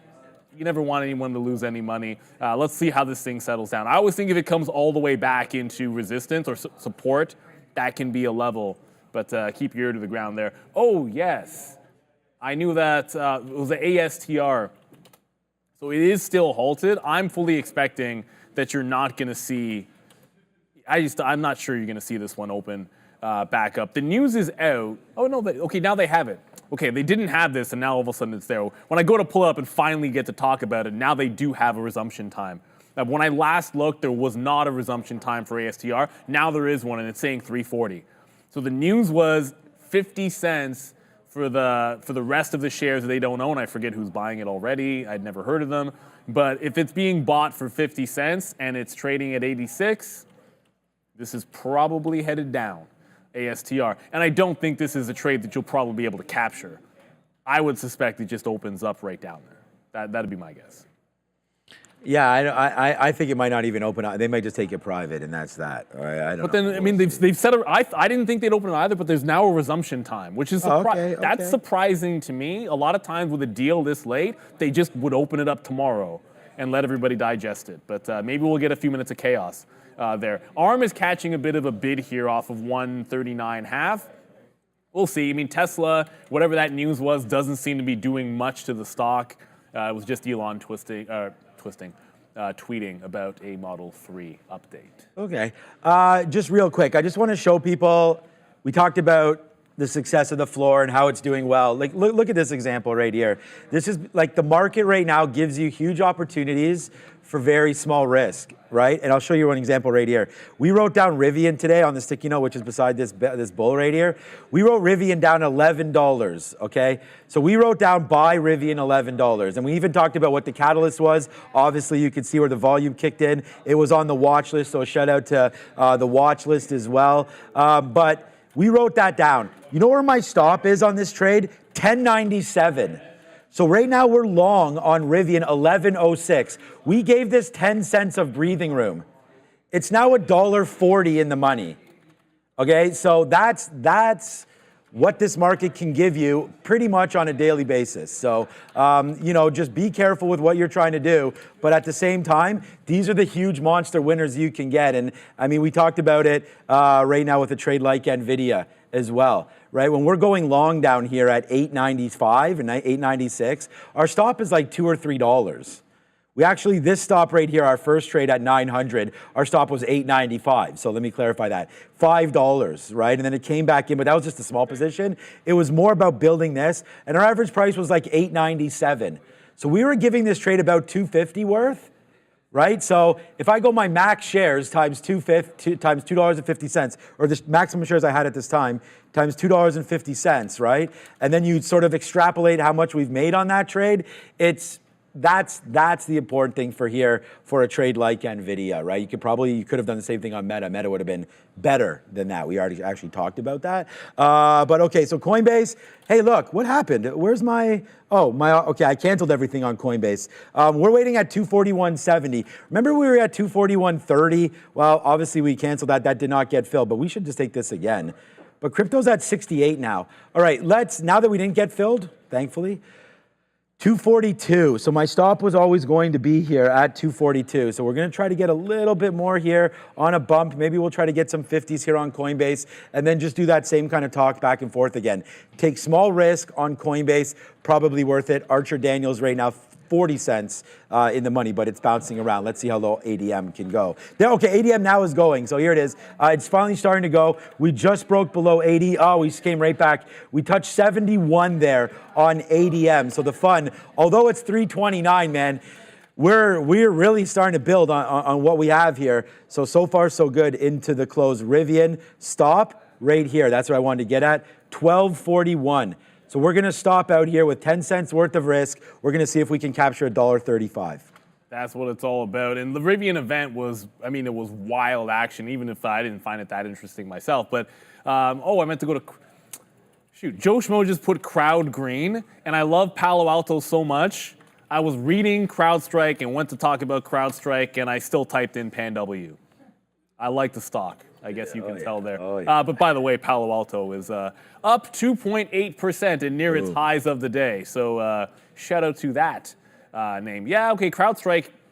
I didn't realize CrowdStrike did this at the open, but recovering rather nicely. Remember, post earnings, let it settle down and make a level. This hasn't really, we have 1 day of a bottom here on CrowdStrike. Maybe you get a second day, but that's a decent sign that it's finally starting to pull back in to the upside. CrowdStrike, we were just talking about this with AVGO. It doesn't necessarily matter whether you beat or not. The market's going to move how it wants to move, and the stock is going to go where the traders and the buyers and sellers want to. CrowdStrike blew it out in every sense of the word and sold off huge, and actually sold off again big today this morning. I didn't even notice this happening. I didn't realize CrowdStrike had fallen that far because we weren't looking at cybersecurity. So give it another day to try to hold on to 320, and maybe this one can get going too. But Palo Alto was at the high of the day anyways. They were getting their relief rally now-ish. Shane D, CrowdStrike broke your back. That's okay. The market gives you opportunities pretty much every day, like Sean said. Like Crowd, if it holds 320 another day, there'll be like $10 moves in this stock, at least for the next few days. I mean, it might slow down in terms of volatility as you get further away from earnings, but while it's in the pocket, you're still going to have every much of a chance to get that money back. And just stay disciplined. That's all I can say. Stay disciplined, stay consistent. That's what matters in the long run. Trading is a marathon. It's not a sprint. It's a marathon if you're doing it long enough, or if you're striving to do it. You just worry about good process and then build on that. Because 1 day is 1 day. If you're trading for a decade, at the end of the day, you won't remember. You won't remember the fact that you struggled for 1 day if you have a good long career. I mean, you probably will because you remember the mistakes and you learn from them. Yeah, as long as you do learn from your mistakes. Consistency is the most key of anything. You guys have heard some of the streaks that we've been on. We're not going to talk about it. All right, so Coinbase right here. We're going to bid 241 flat now. So we did get some more highs right there in Coinbase up to the top. So we're going to bid 241 here. If it breaks 242, we're out. So this is again, we're talking about the odds here of this happening.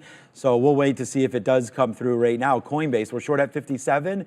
So if it breaks higher, there'll be a little bit of slippage there, I assume. So about 50 to 60 cents worth of risk, and we're bidding down there at 41 flat. But it looks like right now crypto is really starting to go. So into the close here, let me just give a quick little look at this. So here we go. Nice little, whoopsies. Nice little move here as this Bitcoin right now on a 15-minute. Now let's go to a 1 minute chart just to have a quick little look. So we are, let's zoom out, right? All right, so there it is. So we are looking at these tops again for Coinbase. So would not be surprised if we do wind up taking that top. And then today's high is 68. So we're pretty close right now on Bitcoin, 67.9. So as we continue to climb higher and higher here, we are going to make sure that we do watch out for this high take. Is BTC breaking? It's so close. Well, it's right here. It's 60. I was just showing it. It's 68. So it's there. It's breaking right now, the high of the day. So this is like the third time, by the way. Yeah, it hasn't broken yet. Wouldn't be surprised. And again, remember, I don't feel Oh, there's news about divesting TikTok again. Again? Possibly. But So that's here we not go. new. Yeah, still Snapchat. not hearing Snapchat might be a long right here. We'll go long on Snapchat. Watch out for Meta. We'll just punch long on that. Snapchat went more last time. Yeah, but again, like, see, this is what I'm saying, right? It's not. Vote on bill is. It's right there on. It's 50-0 here on the bill. Okay. U.S. House Committee approves TikTok crackdown. But they must have expected that. If It's just a 50-0. crackdown. It's just like, oh, we're going to look at TikTok. Oh, yeah, they're poisoning our youth because they're Chinese. You already know about this. So we'll wait to see. Well, it's an election year. Right. So we'll just it's wait an to see what happens with Snapchat, right? So that's it. We'll wait to see on that one. We'll take a piece out here at 81s, 82s. There goes Snapchat, man. You heard it here first on Trader TV Live. Snapchat. It's not even like I punched long 77 when we talked about it was 77. It's at 80s right now. If you want the trade, take it. We're just going to hold out to see if there's anything part of this deal and if we go anywhere on this at all. What did Meta do? I had the first thing I had up was Meta and it wasn't cooking. Or Google. Google ran nicely. I mean, I on this hope last Google time, goes, too. man. Google's my largest damn holding. Google 135, good, nice Google. Google ran like 15 cents. Yeah. I mean, Snapchat running 5 pennies is better than Google running 15 cents. So Snapchat's still moving more.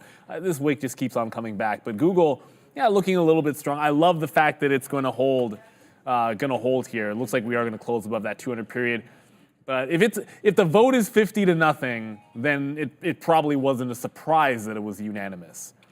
So it might be, you might temper some expectations as we're going to the desk to take care of some business. Brought to you by Trade Ideas, real-time scanning and alerting used on our desk by many of our traders every day. See what's moving in the moment with Trade Ideas. Check out the link in the description for 20% off. Noise, but it's not. All right. I'm going to take out another 10% here for flat on Snapchat. By the way, guys, like, how good is this RIVN just continuing to go now at the highs of the day? Like, amazing trade there on RIVN. Honestly, like, just wish we had more shares. ASTR does open back up, but see, it's not moving. Maybe it's halted again. Our halts banners don't work here, but our halt things don't really work. Sometimes it will show it in halt. It was great form. for me. It was great for you, but it's, no, it's not. it's actually not. Oh, because the quote resumption just happened. Right, so it's still not open, but it looks like this. So. Yeah, quote resumption was 335. That's why. So now we're tapping 15. So this looks like it's working. 59. So I think it's not tapping properly on New York, but it looks like it's tapping here, and that's the. Oh God, we did it again. There's Coinbase. Right back in right here again. So let's see, can we get filled here on, whoa. Got out twice. It's all good, it's all good. There it is, there's Coinbase. Hey, you guys want another dollar? Brought to you by at Trader TV Sean and the lovely family here at Trader TV Live, where we take $1 again on Coinbase. So there it goes, man. We're not playing today. As you may or may not have realized, there goes Coinbase again to the downside. Let's see what happens with Snapchat. That's my biggest position right now, but we're getting out of it because it's 336. And honestly, remember we talked about, so when I had that little speech about, if you guys saw me at 11 o'clock, when I said, hey, look, we're not, Archer Daniel Minion going to the downside. We talked about your LFT and loss from the top and how we wanted to put on more risk today, but we want to be careful with what we're doing. We've doubled our net since that time. So we're going to go ride the bull since then. We've doubled our net since we talked about that. We've gotten less aggressive, but just great opportunities. So there it goes, man. Me and Neil will talk about that all the time. When you're hot, you got the reads and it's going. Don't step away, stay there, but make sure you make the trades that you want to make. So again, part of the trades, don't trade your net, trade the trades. Right, trade the trades. Well, I think you should. Trade the setups. Right, we talked about trading your net before, and we both sort of agreed that we would have to watch out for the downside because you never want to give away more than you average make on a day, right? Explain. Trade your net just means, like, if you're at $975 and you're like, ooh, it would be nice to be at a round number. That is a mistake. Because it doesn't matter. Right. If your best day, you're within $5 of your best day or whatever, it doesn't matter. It's completely irrelevant. Don't trade because of that. And this was a problem for, I just got ARM out, and I just gave up on Snapchat, by the way. But the other thing is, just because you are up does not necessarily mean the rest of the day is going to be good. There's plenty of traders I've seen that are fantastic in the morning and are not as good in the afternoon. So just because they have a record day from 9th, I was talking about a different guy. There was a guy that... No, I said that's generally me. At 10:15, there was this one trader who like LFT guaranteed. So it doesn't matter how much he's up, he shouldn't be pushing more shares in the middle of the day. Even if he's having a record day, it would just never work for him. But what always works for us is to get an idea of what sectors are strong or weak with a DARA in the afternoon. The S&P 500 that are making big moves that maybe we haven't discussed as much. And one of these is a pretty big name here in the form of Adobe, ADBE to the upside here. Adobe Express getting a new mobile app to bring Firefly generative AI models, into mobile workflows. So nice move up here for ADBE on that AI related news. We also have GE very much to the upside here. GE Aerospace hosting its 2024 Investor Day. Lots of news coming out of this, including the announcement of a plan to use their $15 million share buyback program over the next few years. So good look for GE. Last but not least here, Dominion continuing to the upside, announcing that they've finished the sale of their Ohio natural gas distribution company that was started back in September here, and also getting a price target increase from Wells Fargo. So good look here for a lot of these S&P 500 names as we head into the close, guys. Oh, man. All right, we got out of Archer Daniels Midland right there, so that's out and done and just stacked up. Like we said, today is going to be one of those days where it's a barbecue time. We'll be barbecuing today for sure. What is open at 65 ASTR. It is so gorgeous outside. It is 9 degrees right now, so barbecue up some of your profits already? there tonight. RIVN highs, we can go over to ASTR if you want. All right, so let's go over to ASTR. It's probably halted. I don't know. No, it's still trading. It opened at like the 60s, but we don't have any locates on it. Oh, well, that would have been free money. Yeah, I mean, right now you'd be in the money a couple pennies here. You'd be in the money 10 cents if you. Oh, you said open up at 60 or what? No, in the high 60s. Oh, in the high 60s. Yeah, if you had yeah, and we could have done that if you just paid for shorts. So I mean, you know, that's what it goes to preparation. We talk about that. Coinbase right now, $1 starting to go to the downside again. We've already had that, and then we only have AMD, not ADM, left right there. You mentioned that you're out of ARM. I took the buck on Tesla. Tesla has a buyer en masse at 179. Guys, it's 9 degrees Celsius. 179 en masse. I got out of ARM as well. So the two shorts that we put on both end up working, but there's a buyer here at 139.5 as the market's bouncing off highs. As well. 50 degrees Fahrenheit. We'll go 2 for 2 this afternoon, but there's your sideways bounce off 18.3. To me, take profit. NVIDIA might be at 950 tomorrow. Yeah. We're barbecuing today, 10 degrees Celsius, 50 degrees Fahrenheit. Okay, so that's what we're doing. All right, so it's 3:41. We don't have the early look anymore, so if anybody else has that, let us know.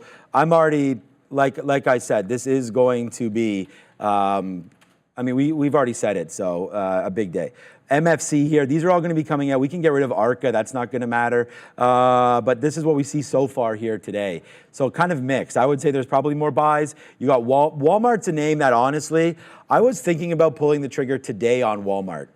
Okay, but look at these wicks. We have escalated. For anybody at Real Trading, I've escalated this problem right now and feeling more confident now than before about getting that fixed. So right now, FSR, I mean, we're just looking at these. There's really nothing too much. You can see it's not really, maybe I can zoom in here to see if Walmart is actually doing anything. Yeah, so it's not doing anything on this big buy imbalance, so we'll just have to wait to see if anything comes from it. So right now, that's what we're doing. We're doing pretty good here, waiting to see what happens into the close. So far, so good.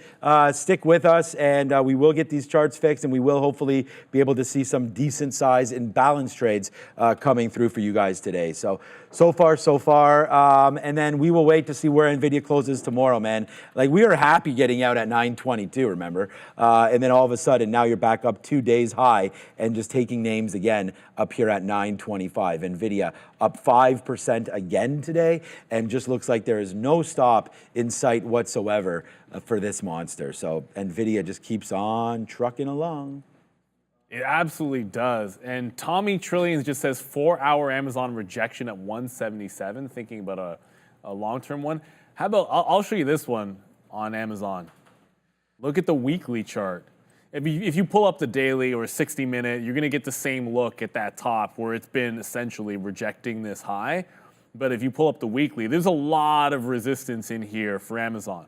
Like Amazon was doing a lot of sideways action up at these highs from 2020 into 2022. It just would have all kinds of trouble above 180 bucks. So you're getting into that churn. That's what happens when stocks go from one gap to the next. You go from one gap and you break, and then look what happened. It broke out the gap, kind of slowed up in here, and it's trying to get back into the top, and it's going a little bit slowly. That's what happens at market tops, and you got to respect it. We don't have an early look imbalance because the source that we get it from doesn't really. Now they're having some issues, but yeah, the early look for them is Walmart actually 1 million. NYCB has had a buy and balance a couple of days in a row, but that's very insignificant for 800,000 shares. That stock is doing beaucoup volume. Merci. All right, so Snapchat right now is going some mercies to itself as well. Thank you very much, Snapchat, as there it goes back up to the upside again. I mean, whether or not we're trading $900 names, $200 names, $11 names. Look, I mean, RIVN, like in RIVN right now, we have a $2 winner on an $11 name. So you're looking at like 17% here or so in RIVN going to the upside just in this name alone on a trade that was well documented and talked about here. So, that's going to be a good one there. We're just going to have to wait for Snapchat to settle down. Hey, Ryan, what's up, man? No problem. Thanks for all you do to Trader TV. That's no problem. This is what we're trying to do. Help out traders as they go. So thank you, Ryan. Honestly, like that does mean a lot. We're definitely putting in the work, and I hope that you guys like that. Whether or not it's the lessons that Neil's throwing down, or Adara's breaking news, or whatever trading style suits you. I want to thank you guys for watching, because honestly, that's what it's all about. Is the more people that we get to watch. I still have this one. Let's do this for old time's sake. Sharif. Like and subscribe. Oh, never mind. Yeah, Miss Cat. So see it. I predicted incorrectly. I don't even have Sharif's thing on here because the guy, I don't want him to don't? panic about anything here. You don't have it? No, you can hit it. It doesn't matter. If he's not here, it doesn't really The matter. show that takes you into the heart of the market every day. His is quiet. It's a little quiet. But yeah, you definitely don't want to panic when you're trading. I'll tell you this right now. Like there was the day that Max and I were on, and there was a power outage. Right. And there was I'm going to butcher this, but there was a saying that I always loved, and it's like, if you don't worry about the things that you can't control, because if you have no control over it, then what's the point? And don't worry about the things that you can control, because you are in control, and therefore you should just use that control to alleviate the pressure on yourself. It's not to say you should never worry about things. I worry constantly about things about my daughter because I'm a parent, but I love that mantra. When the power went out, was there anything that we could do except for sit and wait for it to come back on that day? You really couldn't do much. No, I've been here with the power gone out too. Yeah, you just sit here. You just sit there. I mean, when it comes back on, you handle whatever the situation is when you come back. Now, obviously, there's running around. Someone's going to flip a switch if it was a breaker. If somebody has a pot of tea and then blows a breaker on your trading floor, like someone's got to flip the breaker. But at the end of the day, when you are in control of something, then you should be using the tools at your disposal and not sort of freaking out about it. That ASTR, it did open back up. It feels as if, it's not really doing much. I was about to show NYCB here, but I'm kind of missing a bit of data. I like the $4 break on this, and you're missing some data. Trust me, it got not that far to the upside, but it was yesterday that we had that $4 level. The higher low that it's putting in, I think you could, if it does take out the 4, that's still a valid breakout trade, but I'm going to be very specific trading this. It has support at $3. It's got a breakout potentially for now. This is better to see. It's got a higher lows off of that $3 hold, and then even a $4 break could maybe get you into that $4.50. I don't think we're necessarily done with this story by any stretch of the imagination. Joe Schmo, if AVGO does a stock split, how does that affect the ETFs that hold AVGO? It doesn't matter. A stock split these days is more about making it more reasonable for options. If it's cheaper, it just makes it more versatile. It's more versatile. More people can probably get involved in trading options there, because if you get assigned, 100 shares is obviously a heck of a lot more expensive when it's a $1,400 stock. So it fundamentally doesn't change anything. But for day traders and for options, it tends to make a bit of a difference. And it's been all the rage lately. So everyone seems to be doing it except for Chipotle and AVGO. Yeah, no, there's a lot of probably names, a few others, too. A lot of them. All right, so let's just look here, guys, just real quickly. So we got the bottom of ASML, and we're out of, or ASML, that was another one actually. ADM right there, 53.50 out of that one, so that's worked out pretty good. And we do have, with only 1 minute, a minute and a half, if you're trading anywhere and you want to know what time it is here where we're trading, because you're wondering, okay, are the fills coming in at the same time? What is the level 2 looking like?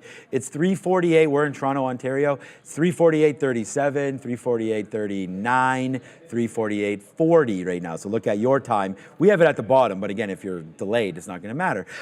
So here's RIVN. We're going to get out if it takes the 50 period. So a breakdown below our little level here of 53, 55. We use 55.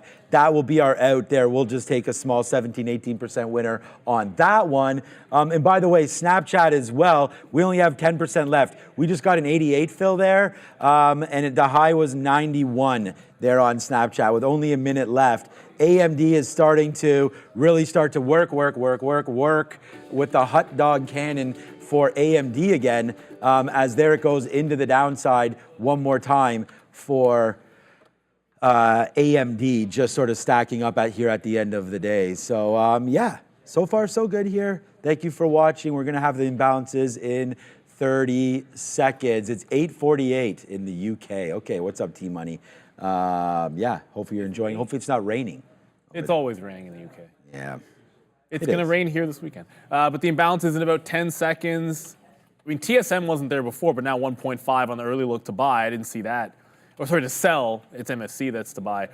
So 1.5 million potentially in a few seconds on TSM. I like to leave it up so I have an idea what it was before and whether it's a shock. Because if it comes out way bigger than it was anticipating, I think that's a big deal. Not much. Still just Walmart to buy at 1.2. MFC's there every single day. Literally every single day we see MFC there. Intel, 790,000 to buy. Cisco is 700,000 to the sell side. Palantir is a sell of 700,000. Not a heck of a lot when it comes to the imbalances today, unless some late NASDAQ ones start popping in.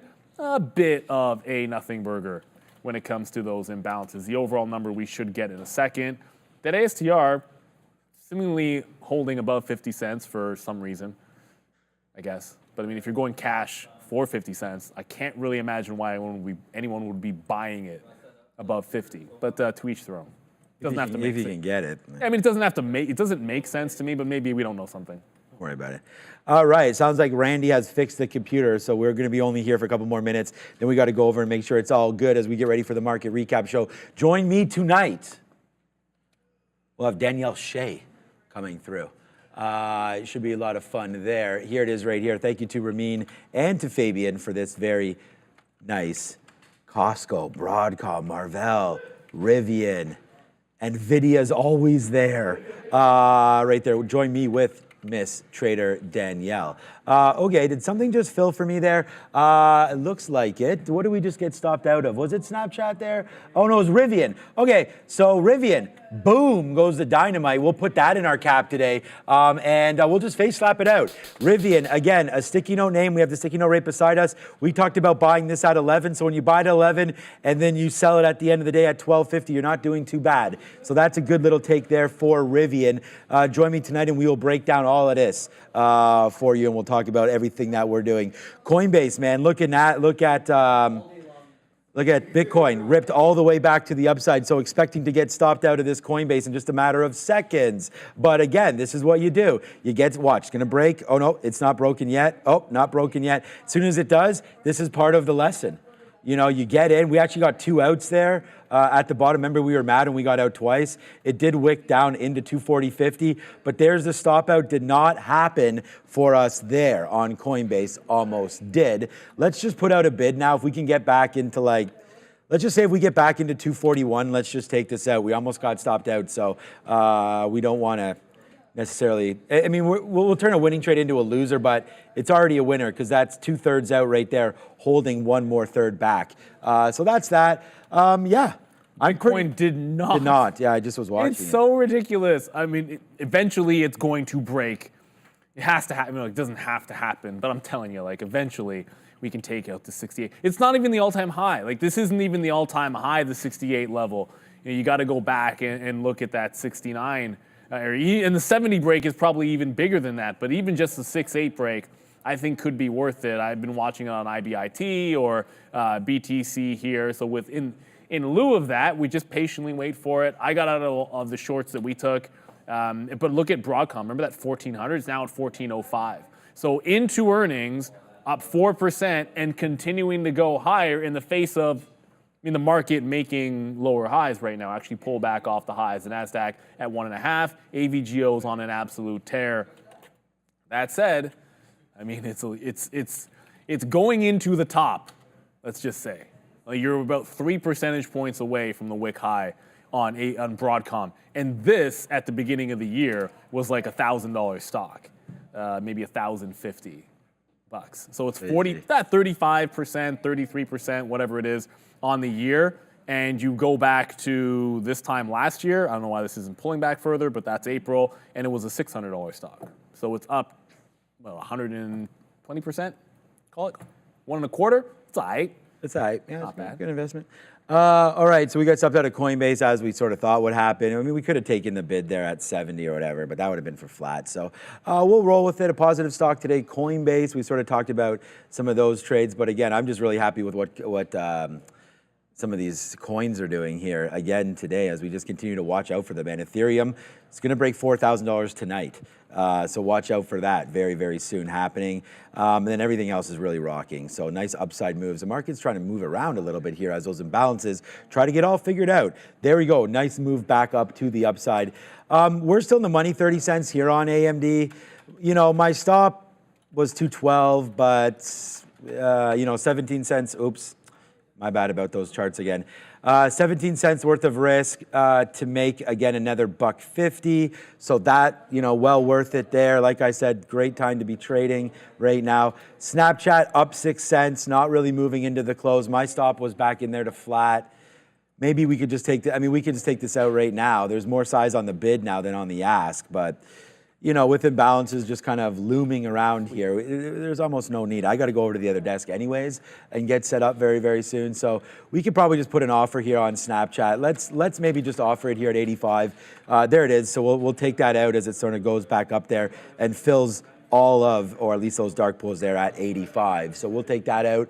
And then that's that. We'll wait for AMD. If it takes 212, we're out. Otherwise, I'm waiting down here at 210.60, where we just bounced off of. So, all right, we're trying to be patient here. I think we're doing a pretty good job. Let's just wait to see what happens here into the close with only 4 more minutes left before tons of earnings coming through today. So we're Plethora of earnings. Plethora of earnings. We're very, very excited for that. And or pinatas.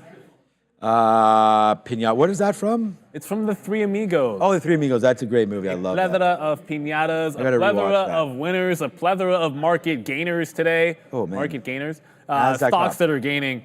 I don't know. I probably said that wrong. Who cares? ARM actually, sometimes it's a bit of a fluke, but the second it made that higher low, I did jump out of it, and it's been up ever since. So I guess it's got a little bit of pep in its step. I keep thinking this thing is a short.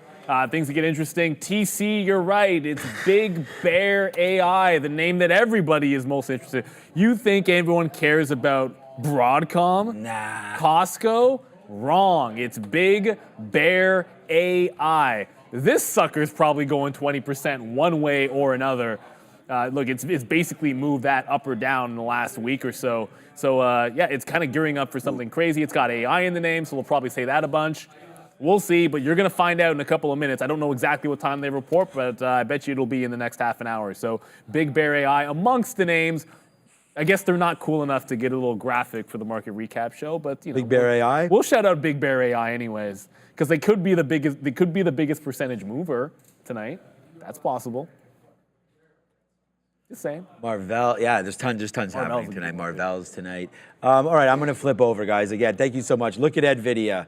Like, as if getting out at 922 I'd be mad at. We're not. But there it is, 927 right now. So, you're only right when you cash out. So, we've cashed out and put some profit in our pocket for that one. Let's just take 50 cents here on NVIDIA, or on AMD. We're bidding at 28s right now. See, again, instead of just punching out at 29, this goes back to the days when I used to rebate trade and all that stuff. Just punch out there and save yourself all of this sort of hassle. There it comes. It comes right back into 30. Come on. I told you, market, I'm at 28. Just fill 28, and we'll be done with that trade. And then after that, we're done. So, yeah, thanks for watching. I'm going to go flip it over. I'm just going to keep my bid in there. I'm going to assume this fills. And if it doesn't, deal with it later. All right. So thanks so much for paying attention today. There's liquidity aftermarket on AMD. Yeah, I'm not going to worry about it. I'll punch out tomorrow morning. So here we go. I think I'll still get this fill. So we're bidding now on the NASDAQ down there at 211.25. Yeah, thank you so much, Chef Joe.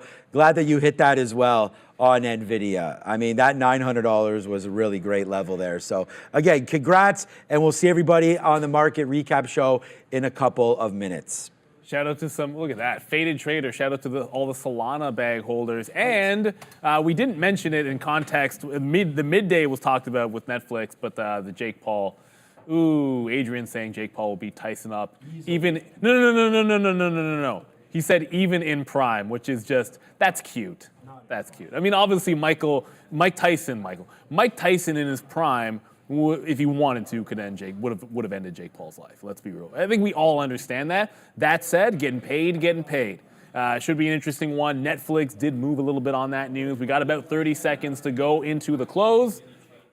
We'll see what happens. The eyeballs will be on AVGO. The eyeballs will be on Marvell, Big Bear AI, Costco, a lot of those. Danny, I was just saying that's cute because I could say delusional, crazy, but you were probably joking about that.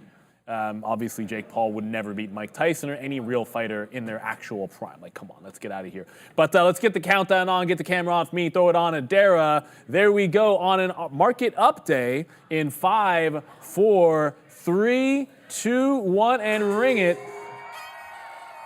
Market closed, NASDAQ 1.4, a little bit of a give back there. The ES closed up 0.9. AVGO is close to an all-time high of 4% and at 14%. NVIDIA closed about 96. It's moving now. I think it was about 296, up 4.5%. So AVGO up 4%. NVIDIA up 4.5%. The leaders were in the chip space. Intel up 3.7, Micron was 3.5, Meta 3%, ARM actually ended up 2.8%. Yeah, let's go, PanW up 2.7. These are just some of the names that I have on my quote board. What stunk today? Yikes. Some Chinese ADRs were not very good. Mara's been having its own issues, but Xpeng, Li Auto, JD.com not looking very good. All of those going to be red on the day. Shout out to Fabian and Ramin. Appreciate you, Fabian, for giving me that truffle. That was delicious. That was you? Oh, it was you, Ramin? I thought you said it was. You give me snacks, Ramin. So thank you, Ramin. I said chocolate, and she handed me chocolate. That's so very sweet of her. Big shout out to both Sharif and Adair. All week long, you've been learning techniques to shorting. So very important as a trader, especially when you have moves like this in the afternoon. You got to have those things in your toolbox. That's what it's all about. Fantastic a week, and we look forward to more of that tomorrow. We had a great guest, both in the morning, of course, with our good friend Raheem Alani and Brennan doing a great interview as always, and Frank Caberna this afternoon. You know who I am. You know where you're headed. It's Big Bear AI earnings in the market recap show right now. Everybody, welcome to the recap show as we get ready to rock and roll here one more time today. Thank you so much for watching today. It was a big day, and now we have a bunch of big earnings coming through. So as soon as they hit, is Stream Deck loaded up over here? We got to load this up quickly and get Stream Deck going. But as soon as they hit, we'll have that breaking news live for you. Here we go. Nope, still not hitting. There it is. All right, we'll hit that as soon as we get ready to go. So that's breaking news. As soon as we get something coming through, we're looking for Broadcom. We're looking for AVGO. We're looking for a bunch of different names coming through. This is XLV that we have up right now. I've got Benzinga in my ear, so the minute we hear something, we're going to come live with it. I want to thank everybody who's here with me right now. So thank you so much for joining the Market Recap Show. 4,000 with us right now, and let's go. So here we go. AVGO is super important for this. I believe that to be the case with Broadcom. So as soon as that comes out, we will get it to you. Here it is, man. This is the Benzinga Pro platform. So when we get it, we'll have the earnings coming through. We're also excited for some of those other names on there, including DocuSign. We've talked about that name as a possible buyout candidate because they were being talked about being bought out. I really like this name, DocuSign, down 4% for the year. Another tech name that should be able to use AI that I think has a good opportunity to get long. So that's going to be DocuSign right there coming through. Uranium with a monster move today, up 5%. That's a good one. We've seen some energy moves lately as well with XLE. XLE has been something that I've been invested in pretty much almost my whole life, like into ETFs that are based in oil. I own XOM and I own Enbridge. Fortis as a utility, but other than that, XLE today, nice little move to the upside as we continue to go. We actually had Rahim Alani on this morning, and we talked all about gold, and gold right now trying to break out as well. I'm going to try to log in to the software so we can go over some of the trades that I had on board today. Just a little bit slow because I need to get out of that AMD at the end of the day there, so I had to move back over here. GLD, you can see here on the weekly, really starting to break out. So this is the daily actually, but nice move up, starting to go. I'm hearing all these reports coming in my ear. You guys let me know if you see there's anything out right now. I believe that yes, IBIT. I really think that we get some nice moves happening here, and we may even break Bitcoin out. Like Bitcoin tomorrow could be over 70,000. I would not be surprised. We stamped a buy on Bitcoin down at 51,000 a couple weeks ago when we were talking about, down here, when we were talking about this move in IBIT and then in the ETFs. We talked about it on the podcast. So there it goes, man. Bitcoin, I believe we take out 69,000 tonight. Just a hunch. I have really no reason to believe that, but let's see if it does exactly do that. And here's IBIT, right? IBIT going up to the highs, all-time highs for IBIT. I mean, as soon as we break it, I mean, obviously you're going to have to break that 3970 before we get up to that. But let's go over to something else here. Is Broadcom out yet? I'm just going to be using the Trade Ideas platform right now where I can just hit this and flip between the daily and the 1 minute chart. So here we go. We're starting to tick up a little bit higher here on Broadcom. So once again, I'm not seeing it out yet, but if it is out, it is out, and we'll get it to you ASAP. So there we go, Docu. I really like Docu. I think there's a good opportunity for that. Marvell is out right now. Whoa, okay. Marvell, you don't want to be owning any of these shares. Marvell, huge downside right now, down to $73. Big time movement to the downside here on Marvell. I do not have the details, but if you were in Marvell this year and you're like, oh, this is a chip name that's going to work, you're wrong. You're only up 18% this year. You're giving back the whole year right now on Marvell. It's getting killed to the downside. When I see the numbers, I'll give it to you. I can only tell you what's happening. Bang for DocuSign. Let's go, man. It's not Trader Talk yet. What am I doing? It's bang time. There goes DocuSign. Shout out to Mateo. Hey, Mateo, where are you? I told Mateo all about DocuSign, and there it goes to the upside. Mateo also liking this name. Nice move to the upside. And here is the DocuSign news. DocuSign beats 76 cents versus 64 cents. Hello. Missed it. Right there, DocuSign, 76 cents beats 64. Estimate 712 beating 699. Boom, boom, boom. It's DocuSign. And look, the reason why we like DocuSign, we've been getting friends into this name. I've been buying DocuSign. We've been talking about that. DocuSign on earnings. If someone wanted to buy them, it fell through. Why'd they want to do it? There goes DocuSign all the way up to the upside. DocuSign starting to go now. But remember, if we flip over, look at DocuSign up to 60 bucks. Cautious tail. If you're long DocuSign at $50, I would be getting some out now up here at 60 bucks as we get ready for that level, $63. There's Marvell. Let's go find out if that's bounced back. It wouldn't actually surprise me if Marvell bounces back. Again, people probably overweighted to the long. Don't know why, but they probably are. The chip names to trade seems pretty obvious. There's Marvell right here. Look at this. Marvell trading gap EPS 2024 46 in line. Beat on the sales side of it. So what's the problem? Quarterly earnings 46 cents versus consensus estimate matched. Sales 142 versus 142. So 700 million more in sales. Seems fine. So we'll wait to see if I can find the guide. That might be the problem. Here is what sends DocuSign up. DocuSign 704 versus 708 versus 700. So DocuSign a little bit of a bigger. I can't believe I trade all day. I made like 400 trades today, and then we sit here and do this. But I'm glad that everybody's with me right now. Bang out to everybody that's here right now. And by the way, no recap show tomorrow. Why? Because the boss says we got to do another podcast. Join me tomorrow for the podcast. We're excited for that as well. We talked about some big days today happening in the market and for us. Let's go back over and find out for real trading. I haven't done this yet. Let's go compare our profits. Let's see who led the way in real trading. We haven't done this in months on this show. Let's do it right now. Wow, yesterday. Okay, here we go. Yesterday, top 10 traders for yesterday, not for today. For yesterday, somebody moked $58,000 out of the market yesterday. Someone took 21, 17, 14. Remember I told you this was some of the best trading right now, period? I haven't seen numbers like this in a long time. So these are huge. 58, these are individual traders.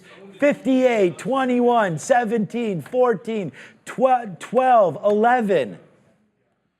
Big time numbers happening right now across the bow here for real trading. So again, congratulations to everybody that's hitting those trades.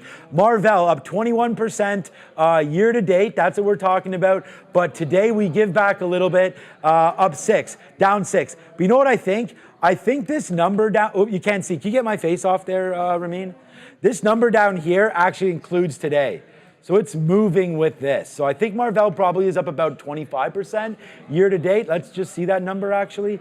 Year to date, yeah. So Marvell here, right here. So so 55 to 75. Yeah, so it's up 25% year to date. But right here today, Marvell getting hit down 8%. Let's just check out if anything's happening to NVIDIA on that move. This is what I mean. The king says no at all. AMD saying yes. Wow, we should have held our AMD trade, eh?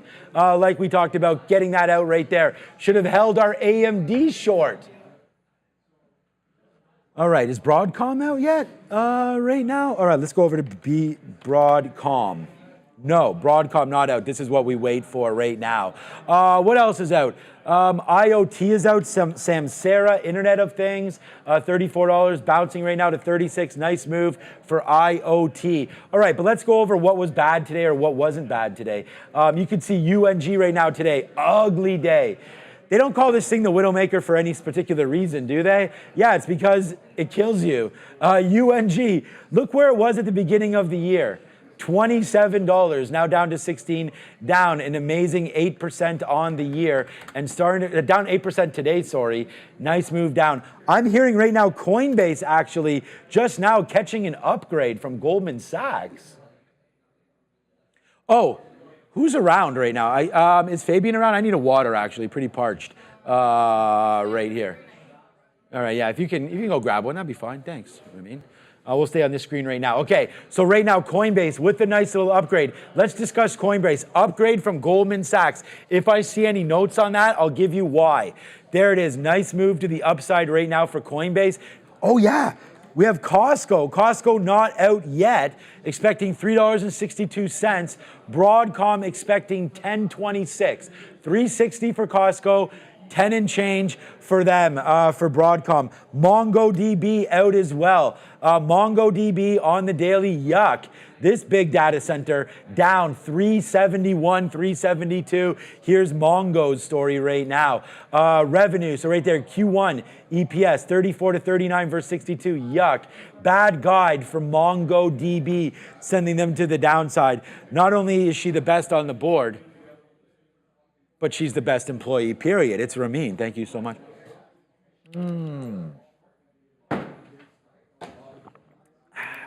Again, thank you everybody for watching. You know what? Let's do this real quick. Who's here? You know, it's our show. We'll do a little bit of a roll call. Let's see who's here on roll call. Big day today. Throw them up, man. Let's go, man. Who was on the sticky note today? Who's here today? How many people are here right now? We have over 3,800. 3,800 people. Thank you so much. Hey, it's me. I'm the anti-hero. What's up, Kevin Mendoza? What's up, Marie? What's up here, Trader Forever? Hey, Cell. How you doing? What's up, Monty? What's up, BG? What's up, Pranya? What's up, Cheeky Tax? Oh, God, I was actually looking at the tax right now. Hey, what's sold out? Taylor Swift tickets? What's up, Farley, man? How you doing, my guy? What's up, Sebastian and everybody here? Tesla's about to pop. Who said that? Universal codes. Hey, if there's anything universal, it would be codes. All right, let's go here. MDB. All right, not much else popping through. Thank you so much. We will get on. We're not going, look, roll call, come on. We'll do a roll call at the end of the show as well as we get ready to have Miss Danielle Shea come through very, very soon. MongoDB with a nasty little report, down 9+%. Costco's moving a little bit. We'll see if Costco, all right. I'm going to ask Danielle if she has a Costco memberships. I'll say 5-1 she does. If she doesn't, it's going to look bad on me. All right, so let's get ready to go, man. Costco with a nice upside move. Costco up 18% on the year. I haven't added to this position, but this is a position of mine. We won't talk about that in that sense. We're just going to see if Costco can beat the number. Retail's been pretty hot as of late. We saw Abercrombie give back a little bit. For me, the trade, though, in all of this, we know we like Amazon, but what about Walmart? I really like Walmart off this split, man. I mean, it had a problem taking out 180. There it is. That's $60. They split out, drops down a little bit into 58, 59, and now see you later. Nice upside move here for Walmart. I almost bought Walmart today. I've been out of Walmart for a minute. I want to get back into this name, but I thought it would be a little foolish to buy something ahead of earnings. And it's not Walmart earnings, it's Costco earnings. If Costco bleeds down a little bit and says something about whatever, potentially weaker consumer, then we'll wait to see a better entry price there for Costco. All right, we didn't do too much work on what was up or what was down here today. So I'm only seeing 4 down sectors. That includes Nat Gas, that includes FXI, which is going to be China-based, of course, as FXI is still trying to find its way. I think China is oversold, but the problem is, too much money flowing into U.S. markets as we still tick higher and higher in both the Look, we were bullish today in the NASDAQ when we opened up at 0.7. We closed the day on the Qs up, 0.16, something like that? Right there, Costco just beat the number. They just beat 392 to Costco. They were looking for 360 something. Let's wait to see what happens here on Costco. Just giving you my ear. 392 versus 362, Costco beats. I don't have it on the Benzinga board yet, but in my ear, Costco beating on earnings per share. We'll see what happens. Someone fat fingered this thing down a little bit, and it wasn't Adara this time, down into 783. Shout out to Adara, talking all about that today. Fat finger's more costly. Marvell actually coming to the downside. Here it is right here. I'll show you a visual for Costco. There's Costco. 361 was the expected. 392 was the beat. We talked about that. That's all that I have. Broadcom is out right now. Broadcom reporting $10.90 something cents. We'll get that in a minute. Do we have problems now in the tech sector? Broadcom, it's not even down that much. But right now, Broadcom going to the downside right now, seeing a little bit of a bleed down for Broadcom. I'm hearing in my ear it's a beat for Broadcom. But full year revenue guidance. As soon as I get it, I'm going to tell it to you. There's too much stuff happening. Costco is what I have right now for you. Here's Broadcom right here in front of your face. Broadcom EPS, there it is, $10.99. We said it beat. Sales also with the beat on Broadcom. Hey, Miss Danielle Shea, if you're here, let's have a look at Broadcom in a minute. There it is, a nice downside move for Broadcom. Costco right now as well, 58 beating on the top line there for Broadcom, or sorry, on the bottom line. GPS is also out right now. You could see Gap. Wow, we're really flying in right now with all of this.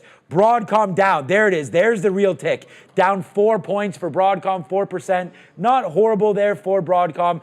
Down 4 points. It's down $100, but down 4% there. Let's check out what GPS is doing right now. Gap. This is too easy. Gapping higher? Nah, I'm not. I said it, but where's the fail? Ramin, what is that out of 10? Gapping higher? 2 out of 10? Nah. She said 10 at 10. I like you too. That's not true. But we'll watch out for gap right here. A true gap would be breaking through 2190 right there on GPS. Just to check back in on Costco quickly, and then we're going to call Danielle if she's ready. So here's Costco right now, trading lower a little bit. Petit peu. There, small little move there for Costco. So we'll wait for that one. Like I said, Ramin, let me know. DocuSign as well. Okay, she's going to give a mic test, and when we are ready, we will have Danielle. A lot of people waiting for Danielle. I want to thank everybody for joining me today. Over 3,600 of you, I don't even know what camera to look anymore, that one. Over 3,600 of you looking today into this market recap. I want to thank you for that. This is also streaming live on Twitch, on Twitter, X, and here on YouTube. This segment is also produced into a podcast back onto YouTube. I believe it's on all the podcasting streams, so you can go find that after we finish the show today in and around 4:30. Let's go. It's Danielle. All righty then. Hi, Danielle. How are you? I'm great. How are you doing? Well, Broadcom just turned around completely and actually started going northbound and is now up on the day after being down that 4%. Have you been checking out any of these earnings plays here tonight? Oh, definitely. So looking at Broadcom, I mean, this is the most important stock today and into tomorrow because, you know, you have NVIDIA that's so close to hitting 950. You know, if it can hit 950, I think it'll easily go up into the $1,000 price point. And then SMCI has been really strong too, but that's going to hinge on Broadcom. And so ideally Broadcom can hold up above 1400 and start trading higher tomorrow. But I mean, this rally's already been pretty strong. So we got to see how much more it has left in it. So that's the key level right now. We're going to be looking at 1400. Agree completely with that as we start to bounce around a little bit here. Come over to my screen really quickly here, guys. So Broadcom right now, just to show you a live level 2 screen of Broadcom, it just dropped $25 right there again. We were just at 14 with Danielle, 1420. Look at how violent this is. That's 1370 by 1390. You're $20 right now, Danielle, with a spread. You can even see here on the level 1, 68 by 83s. It's a juicy trade here today for Broadcom. Oh man, it's getting really nice weather here in Toronto, but that fireplace still looks real nice in there behind us.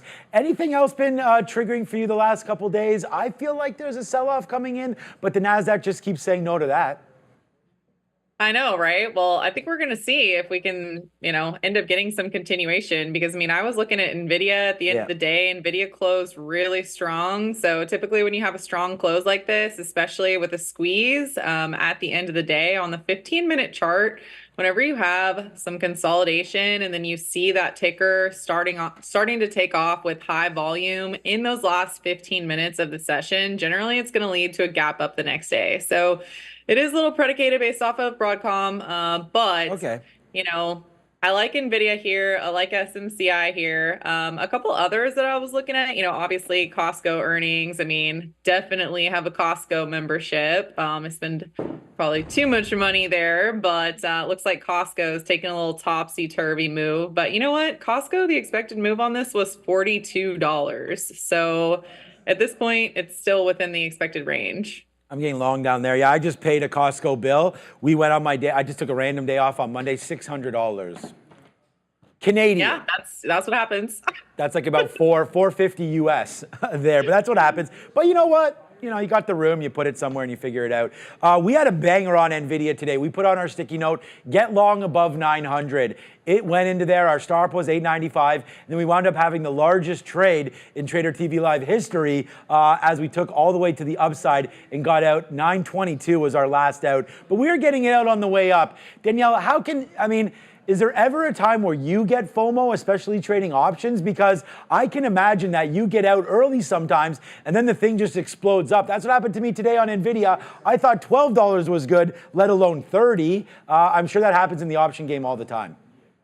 Oh yeah, it definitely happens to me. And, you know, I've made a bunch of YouTube videos about that recently because people ask me all the time, how do you manage your trades? And so IBM's a great example. I just made a YouTube video about that one and posted it this morning. Okay. You know, on this one, I was targeting $200, right? And it traded up into 197 and I'm a swing trader. So, you know, for it to be within $3, I mean, that's really good. So As I've gotten older and more mature, what I like to do is I like to take what I call the easy target and Right. the easy profits, and I try as hard as I can to just let it go because it will happen, you know? I take it off at 197, I make a video about it, and then today it's at 198.73. Is it kind of annoying? Yes, it's annoying, but it would be even more annoying if it gapped down to 193 and I lost all my money. So I took 100% on my butterfly, and that's pretty much how I manage my trades these days.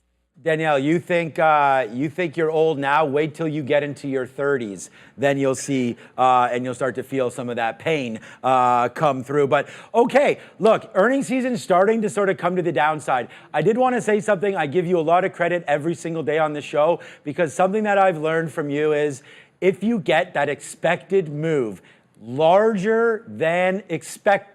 If the move is larger than expected, then you can get continuation that very next day. And that has made not only myself a better trader and a lot of people on our show much better traders as well. So I want to thank you, Trader Danielle. And I want everybody to go over to your YouTube page as well. Follow her at, I'm not leaving you yet. Follow you at Trader Danielle over there on X and on YouTube. But all right, do you ever look at ETFs?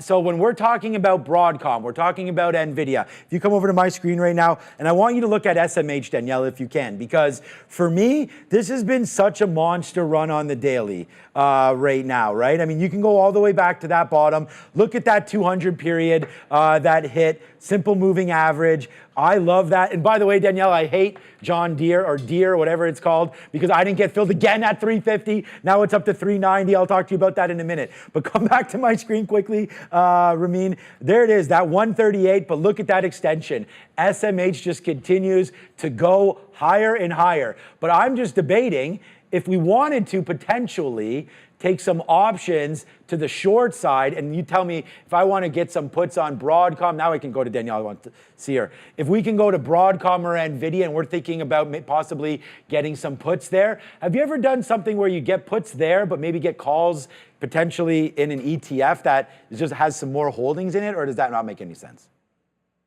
Well, so definitely. I mean, I'll definitely trade the ETFs. I mean, SMH is one of the top holdings in my long-term stock portfolio. It's a great way to be involved in the move without having to deal with as much volatility. So I agree with you there. You know, for traders that are wanting to trade options, especially, you know, the options in NVIDIA and Broadcom are incredibly expensive. So let's, you know, pretend we wanted to buy a put in NVIDIA. I mean, let's just look at next week, just for an example. I typically am going to buy a Delta 70. So if I was looking at, you know, what that's going to cost, we could come all the way up here and you're looking at, you know, $51. So you're going to spend like $5,000 for a put in NVIDIA. Not a good plan for me. That's going to be way too much risk for me, especially in something like NVIDIA. But if you go to SMH and you say, you know what, let me just try to trade this one instead. It's much lower price. This way I can take advantage of trading the entire space. What would that cost me? Well, if you look at a Delta 70 put in SMH, that's going to cost you $5.70. So $500. Right. So, you know, it's a huge difference. And when I was first starting out trading options, I was trading with a $5,000 account. And that was a great way for me to get involved, was trading the ETFs instead of the actual stocks, because it can really help you learn how to get in the moves and get out of the moves and manage the emotional side of being in the move without having just an incredible amount of money at risk. What is your opinion, Danielle, on trading highly levered options? So like a SOX L that might be 3 times the bull versus the bear. Do those just, I guess, maybe too expensive, too much risk, time decay may be a problem on those as well? Any opinions on trading that, because the people in the chat are asking about that? Yeah, so I mean, I've traded Soxel a variety of different times. And I mean, for this one, I just feel like it's already leveraged. So, you know, if you just stick with the shares itself, I think that that makes the most sense, because I mean, this product already moves so much. And so if you're looking to time a move in the semiconductors, and if you have a good pullback, you know, there's a really easy way to trade that, which is just buying the shares itself, especially because it is so low priced. I mean, if you really want to get crazy with it and you want to come in here and you want to add some options, I mean, and you're talking to somebody who is a pretty wild options trader. I probably am not going to buy options on Zoxel because I would just buy the shares itself. Yeah, they are relatively low priced though. I was thinking the same thing. So maybe Broadcom here, because it's not really, you know what, it's not really moving around too much. So, we thought that there'd be in and around a 10% or so move. So based on some of this action right here, I know we sort of already gone over it, but I'm going to let you go in a couple minutes. Maybe this isn't the best thing to trade tomorrow. I mean, we're not really seeing too much. I was sort of hoping for maybe some kind of a split action here, but it doesn't look like it's doing too much. Looking down at NVIDIA, is that moving off this at all? Not really. Again, it did have a move into 914.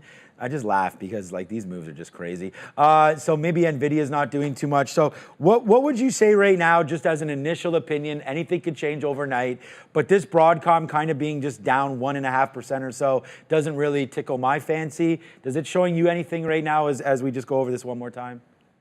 So I completely agree with you. I was set up looking at the idea that I could trade the semiconductors long tomorrow if Broadcom had some sort of blowout move. But since it's not, and it's a little bit lackluster, that could certainly lead to NVIDIA, SMCI, and the whole space pulling back tomorrow. So in that case, I would just look to trade something different. One name that I was looking at was Amazon. Amazon's not really going to be related to this space. Right. And when you look at the setup that I have in Amazon, here's the thing about Amazon. Amazon has multiple different squeezes. There's consolidation on the 195-minute chart. If you look at your weekly chart, you can see how close it is to that previous high. Typically, when you have a strong stock, and that stock is so close to that previous high, that'll act as a magnet. And if you look at the daily chart, you have this nice little pullback after you've had a breakaway gap, strong trending move, and you have a daily squeeze here too. So, I think if the semi trade is going to be a little bit quiet tomorrow, it's not going to be too much moving. I would just say to look to other spaces that maybe aren't related, and Amazon trading it up into 185 and then 188. I mean, I think that's going to be the next trade that I'm going to focus on. Yeah, so that's probably, I was going to ask you actually which one we thought maybe would be breaking out next. And I guess, I would think that Amazon does have that next high in there. I told everybody in the chat that I was 56 years old. Do you think I'm older or younger than that? Younger. Correct. 44. There. Told everybody, not bad. All right, Miss Danielle Shea, thank you so much for joining one more time. Tell everybody where they can find you, and are you doing anything that people can log into in the next couple days? Yes, you can find me on YouTube at Trader Danielle. Make sure you pick the right one. Here, I'm going to show you which one it is because I got a scammer out there, and they are just so relentless. But I never heard of them. Scammers, never heard of them. Yeah, they are just always. Danielle, I get notes from like fake Danielles all the time, and I report them and all that kind of stuff. And it's just like, oh, by the way, someone in the chat, because I saw that you posted something on your Reel, I think, X platform, you wanted to know on the ranch, I guess, what was the next thing that you were to either grow, plant, kind of animals, things like that. Someone just said fruit trees. Oh, yes. I love that idea. Yes. I can show you the picture. I can show you my channel. I can show you the picture of I like the those ranch. colors. Nice channel. I like that. Thank you. Yeah, it's the pink one, Gotta make sure you get the right one. Don't go with the scammers. But here's a picture of the ranch. I want to know what kind of animals should I get? Okay. Should I get some goats? Should I get I already have 3 dogs, so I don't need any more dogs. What are you leaning towards? I don't know. I think the goat idea is cute. I like the goat idea. My son really wants mini cows. Okay, I was going to ask you whatever whatever I'm he gonna do wants. with a mini cow.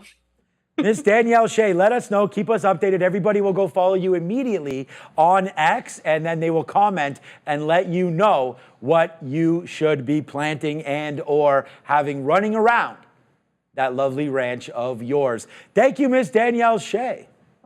Thank you. I'll see you guys next week. Ciao. Have a good one. All right. Wow, another good one there. Thank you, Ms. Danielle Shea, once again for coming in. I mean, how much fun do we have with her all of the time? Oh, yeah, chickens. I mean, just get some chicken. You get some chickens in there. I mean, that's fine. You might as well, right?